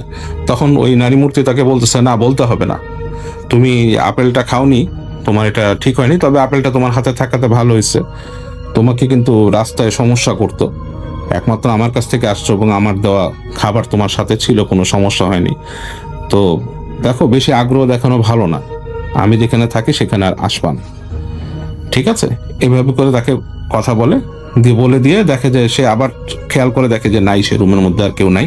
তো সে ধর্মড় করে উঠে বসে, সে চিন্তা করে যে এটা কি হলো, এরকম চিন্তা করে, এবং সে আশ্চর্যভাবে খেয়াল করে যে তার রুমের যে দরজাটা সে লাগিয়ে দিয়েছিল একটা হুড়কো, সে হুড়কোটা খোলা, দরজাটা খোলা, ভেজানো, মানে মনে হচ্ছে যে কেউ ভেতর থেকে দরজাটা খুলেছে। তো সজলের কাছে বেশ অস্বস্তি লাগে এবং সে সারা রাত খুব ভয়ে থাকে, তার কাছে কেমন যেন লাগতে থাকে সারা রাত। তো পরদিন সে ওখান থেকে বের হয়ে সে আবার যে তার মতো সেই বাজারে যায়, বাজারে যে সে আস্তে ধীরে বসে থাকে এবং তার বন্ধু বান্ধবের সাথে তার দেখা হয় দুপুরের পরে, এবং তাদের অনেককে সে বলে যে আমি এরকম গেছিলাম, এরকম আমার সাথে দেখা হয়েছে এসে। তো ফ্রেন্ডরা বলে, তুই করছিস কি, তোর তো আসলে এরকম যাওয়া ঠিক হয় নাই, আসলে মানে এটা তোর জন্য ক্ষতিকর, তুই যেখান থেকে এভাবে ফিরে আসছিস এটাই তো বড় কথা, এভাবে আর যাস না। তুই অনেক কিছু বলে তারে, আর ওই ইকবাল তার সাথে দেখাই করে না। তো যাই হোক, ব্যাপারটা হচ্ছে কি যে মানে ঘটনা এতটুকু এক কাহিনী, ফজলের মাথার মধ্যে কিন্তু রয়ে গেছে সেই নেক্সট পূর্ণিমার ব্যাপারটা, ঠিক আছে? সে চিন্তা করছে যে সে নেক্সট পূর্ণিমায় সেই ইসে যাবে, সেই গাছতলায় যাবে এবং তার সাথে আবার দেখা করবে সে, এবং তাকে যেহেতু যেতে বলছে, তার নিমন্ত্রণ আছে তার। কিন্তু যেটা হয়, সজলের বাড়ি থেকে তার খুব আর্জেন্টলি মানে আসে, মানে টেলিগ্রাম আসে যে তাকে শহরে ফিরে আসতে হবে, ঢাকায় ফিরে আসতে হবে, তাদের বাড়িতে একটা সমস্যা হয়েছে, তার ভাইয়ের কোনো একটা প্রবলেম হয়েছে, অ্যান্ড মানে he has to go back. তো যেটা হয়, সে ওই গ্রাম থেকে ঢাকায় চলে আসে। তো ঢাকায় যখন চলে আসে, তার কিন্তু আস্তে ধীরে সে সব ভুলে গেছে এর মধ্যে যে তার মধ্যে কি হয়েছে না হয়েছে, এবং বেসিক্যালি তার এই জিনিসটা মাথার মধ্যে ফিকেই হয়ে গেছে, মানে চিন্তার ব্যাক লেয়ারে পড়ে গেছে। সে ঢাকায় এসে তার মতো আবার স্টাডি শুরু করছে, এর মধ্যে তার ভাইয়ের যে সমস্যা হয়েছিল চাকরির সাথে, আরো কি সমস্যা ছিল সেগুলোর মধ্যে সে ইনভলভ হয়েছে এবং তাকে কিছু কাজকর্ম করা লাগতেছে। তো এরকম একটা সময় সজলের আছে, সে ভুলে গেছে। তো একদিন সজল এরকম ঘুমায় আছে তার রুমে রাতের বেলা, এবং হঠাৎ করে তার ঘুম ভাঙে এবং সে দেখে যে রাতের মধ্যে তার যে রুমের যে দরজার কাছে হঠাৎ করে তাকিয়ে দেখে যে মনে হচ্ছে যে একটা অবয়ব দাঁড়ায় আছে, এবং অবয়বটা মানে মানুষের মতো, মানে অন্ধকারে বোঝা যাচ্ছে একটা মানুষের মতো কেউ একজন দাঁড়ায় আছে তার রুমে। এবং তার রুমটা কিন্তু ছিল মানে আলাদা, মানে তার রুমটার মধ্যে কেউ থাকতো না, মানে তার যে রুমটা ছিল সেখানে কেউ থাকতো না। তার রুম থেকে বেরোলেই মাঝখানে উঠান আছে তাদের ওই বাড়ির, এবং ওই সাইডে তার মায়ের রুম, বোনের রুম, আর ভাই ওই পাশে থাকে। তো এখানে কেউ থাকতো না, তার রুমটা হচ্ছে তাদের যে একটা ছোট ড্রয়িং রুম ছিল তার পাশেই, মাঝখানে উঠান, একতলা বাড়ি। তো তার কাছে মনে হয় যে তার গেটের সামনে তার রুমের দরজার ভেতরে কেউ দাঁড়ায় আছে, এবং তার কাছে অবয়বটা দেখে মনে হচ্ছে যে একটা মানুষ, এবং আবছা এই যে রাতের যে আলো ঢুকতেছে রুমের ভেতরে জানলা টালনার ফাঁক দিয়ে, সেটাতে মনে হচ্ছে যে এটা একটা মেয়ে মানুষ। এবং কারণ চুল বোঝা যাচ্ছে, চুল আছে, এবং চুলগুলা ছাড়া চুল, বেশ লম্বা, এবং সজল একটু অস্বস্তি ফিল করে ওঠে, এবং তার কাছে একটা ফিল হয় যে আমি এই জিনিসটাকে আবার আগে দেখছি অতীতে কোথাও। তো সজল একটু কাঁচুমাচু হয়ে বিছানায় উঠে বসে সে আস্তে করে নিজের চাদরটাকে আঁকড়ে ধরে সোজা হয়ে যায়, এবং তার সে ফিল করে তার শরীরটা ভারী হয়ে গেছে, শরীরে একটা গুজবাম হচ্ছে, লোম দাঁড়িয়ে গেছে, এবং সে আস্তে আস্তে দেখো ওই নারী মূর্তিটা কাছে আসছে, তার কাছে চলে আসছে, কাছে আসতে আসতে তার যে বিছানা তার থেকে ঠিক 1 থেকে 1.5 ফিট দূরে এসে দাঁড়ালো, এবং তখন সে বুঝতে পারছে এটা একটা নারী মূর্তি। চেহারা দেখতে পাচ্ছে না, শুধু চুল মাথা থেকে ফেলে রাখছে দুই পাশে, চেহারার জায়গাটা মনে হচ্ছে অন্ধকার ঢাকা, সে বুঝতে পারছে না। এবং হঠাৎ করে সে দেখলো যে সেই নারী মূর্তি একটা হাত বাড়িয়ে দিল তার সামনে, তার যে বিছানার পাশে যে টেবিলটা ওখানে হাত রাখলো, এবং সে তখন খেয়াল করলো তার যে জানলা দিয়ে চাঁদের আলো আসছিল, এবং চাঁদের আলোতে মানে জানলার যে ছোট সারসির ফাঁক আছে সেখান থেকে চাঁদের আলো আসছিল, এবং সে চাঁদের আলো পড়ছে, এবং সে হাতটার দিকে দেখলো, হাতটা হচ্ছে লম্বা একটা হাত, কালো কুচকুচে, মানে ইটস লাইক মানে পুরো একটা কালো রঙের হাত, যেটার আঙুলগুলো অনেক লম্বা লম্বা, এবং লম্বা বলতে কি বলবো, যে একটা মানুষের আঙুল যদি মানে ডাবল আঙুল হলে যেরকম লম্বা হয় সেরকম, মাথাটা সুচালো, এরকম লম্বা কালো হাত, যেখানে চাঁদের আলো পড়ে পর্যন্ত বোঝা যাচ্ছে যে কালো, এরকম। মানে হাতের মধ্যে বালা ঝুলছে, বালা মানে চুড়ির মতো মোটা বালা যে পরে ঝুলছে, এবং এরকম রাখছে রেখে সে শুনলো সে একটা গলা, এবং সে কণ্ঠটা মানে বেশ ভারী একটা নারী কণ্ঠ, কেমন জানি মনে হচ্ছে দূর থেকে ভেসে আসছে ভাষা, মানে কণ্ঠটা, মানে সেই কণ্ঠের যে মালিক সে দূর থেকে কথা বলছে, মানে কথাটা ডিফারেন্ট ভাবে আসছে। বলছে, কি রে, তোর না আজকে আসার কথা ছিল, তুই না আমাকে দেখবি, আমার সাধনা দেখবি, তুই তো আসলি না, এরকম করে তাকে বলে। এবং সে ওই যে সে একটা ঘ্রাণ ছিল, সেই ঘ্রাণটা তার নাকে আসে, এবং যে ঘ্রাণটা আগে সে পাইছিল, এবং সে আশ্চর্যভাবে দেখে ঘ্রাণটা সুন্দর করে তার নাকে একটা সুবাস এসে সেটা দুর্গন্ধে পরিণত হয়, ভয়ঙ্কর দুর্গন্ধ। এবং হঠাৎ করে দেখে চুলের ভেতর থেকে মুখ বের হয়েছে, মানে মহিলাটা মাথা এরকম বের করে উঁচু করে তাকাইছে, সে তাকায় দেখে চাঁদের আলো হালকা পড়ছে, সেটার মধ্যে খুবই আগলি একটা চেহারা, মানে খুবই বিদঘুট একটা মেলিত মহিলার চেহারা, এবং চোখের জায়গাটা লাল হয়ে আছে, ঠোঁটগুলো ফোলা ফোলা, কেমন একটা নীলচে ত্বক, এবং ভয়ঙ্কর তাকে বলতেছে এরকম করে। এবং সজল তখন আর সহ্য না করতে পারে, গায়ের মানে যত জোর আছে তার, সে চিৎকার করে ওঠে, এবং চিৎকার করে থরথর করে কাঁপতেছে, চোখ বন্ধ করে, প্রচন্ড ভয় পেয়েছে সে, এবং চিৎকার করেই যাচ্ছে সে। এবং এই চিৎকারে তার গেটের মধ্যে সে শুনে ধিক ধিক ধিক নক করতেছে এসে তার পরিবার। সে আর কোনো দরজা খোলার মতো তার সেই এনার্জি তার ছিল না, এবং এক সময় দেখে যে প্রচন্ড জোরে বাড়ি মেরে তার ভাই দরজা খুলে ভেঙে ঢুকে, সবাই তার মারছে। কি হয়েছে, সজল ভয়ে কাঁপতেছে, এবং সে তার ভাইকে বলে যে, ভাইয়া আমাকে বাঁচাও, কি হয়েছে? তখন সে তার ভাইয়ের সাথে বলে যে, আমি এরকম একটা দেখছি। তো তার ভাই বলে, কি দেখছিস তুই? বলে যে এরকম দেখছি, ভাইকে বলে আর কি টুকিটাকি। তো ভাই বলে, যা সেগুলা কিছু না, তুই দুঃস্বপ্ন দেখছিস, অনেক কিছু বুঝায় টুজায় মাদেরকে পাঠায় দেয়। ভাই কিছুক্ষণ তার সাথে থাকে, বলে যে তুই ঠিক থাক ভাই, তুই করিস না, এটা কিছু না, তুই শো এখানে। তো ভাইকে সে বলে, ভাই আসলে তুমি জানো না, আসলে এরকম কাহিনী ছিল, আমি এরকম আগে এরকম গ্রামে যে এরকম দেখছিলাম, এরকম। তো ভাই তাকে শুনে কিছু বলে না, ভাই হাত ধরে কিছুক্ষণ বসে থাকে, বলে ঠিক আছে, তুই ঠিক হয়ে যাবে, তুই থাক। তো সজল এভাবে মনে করেন যে ভাই শান্ত করে দিয়ে তাকে ওই দিন চলে যায়, অনেকক্ষণ থাকে। এরপর থেকে সজলের একটা সমস্যা হওয়া শুরু করে কি, সে প্রায় রাতের বেলা এরকম হঠাৎ করে তার কাছে মনে হয় যে তার রুমের বাইরে কেউ হাঁটাহাঁটি করছে, এবং সে এরকম শব্দ পায়, হালকা হাসির শব্দ পায়, সেই ঘ্রাণটা তার নাকে আসা শুরু করে, এবং মাঝে মাঝে তার কাছে মনে হয় তার রুমেও কেউ হাঁটছে। তারপরে তার আরেকটা সমস্যা হয়ে যায় যে সে অনেক সময় দেখা যাচ্ছে যে সে রেস্ট রুমে গেছে, মনে হচ্ছে যে বাইরে থেকে নক করছে দরজা। তো এই সমস্যাগুলো হলে সজলের খুবই সে ভয় পায়, এবং ভয় পেতে মানে প্রচন্ড ভয় পায়। এবং তার তখন ঢাকাতে তার একটা ফ্রেন্ড ছিল, সেই ফ্রেন্ডের সাথে সে শেয়ার করে ব্যাপারগুলো। আসসালামু আলাইকুম এভরিওয়ান, এতক্ষণ দেখলেন আপনারা ভূত এফএম। তো প্রত্যেকটা গল্প কিন্তু ভয়ঙ্কর গল্প।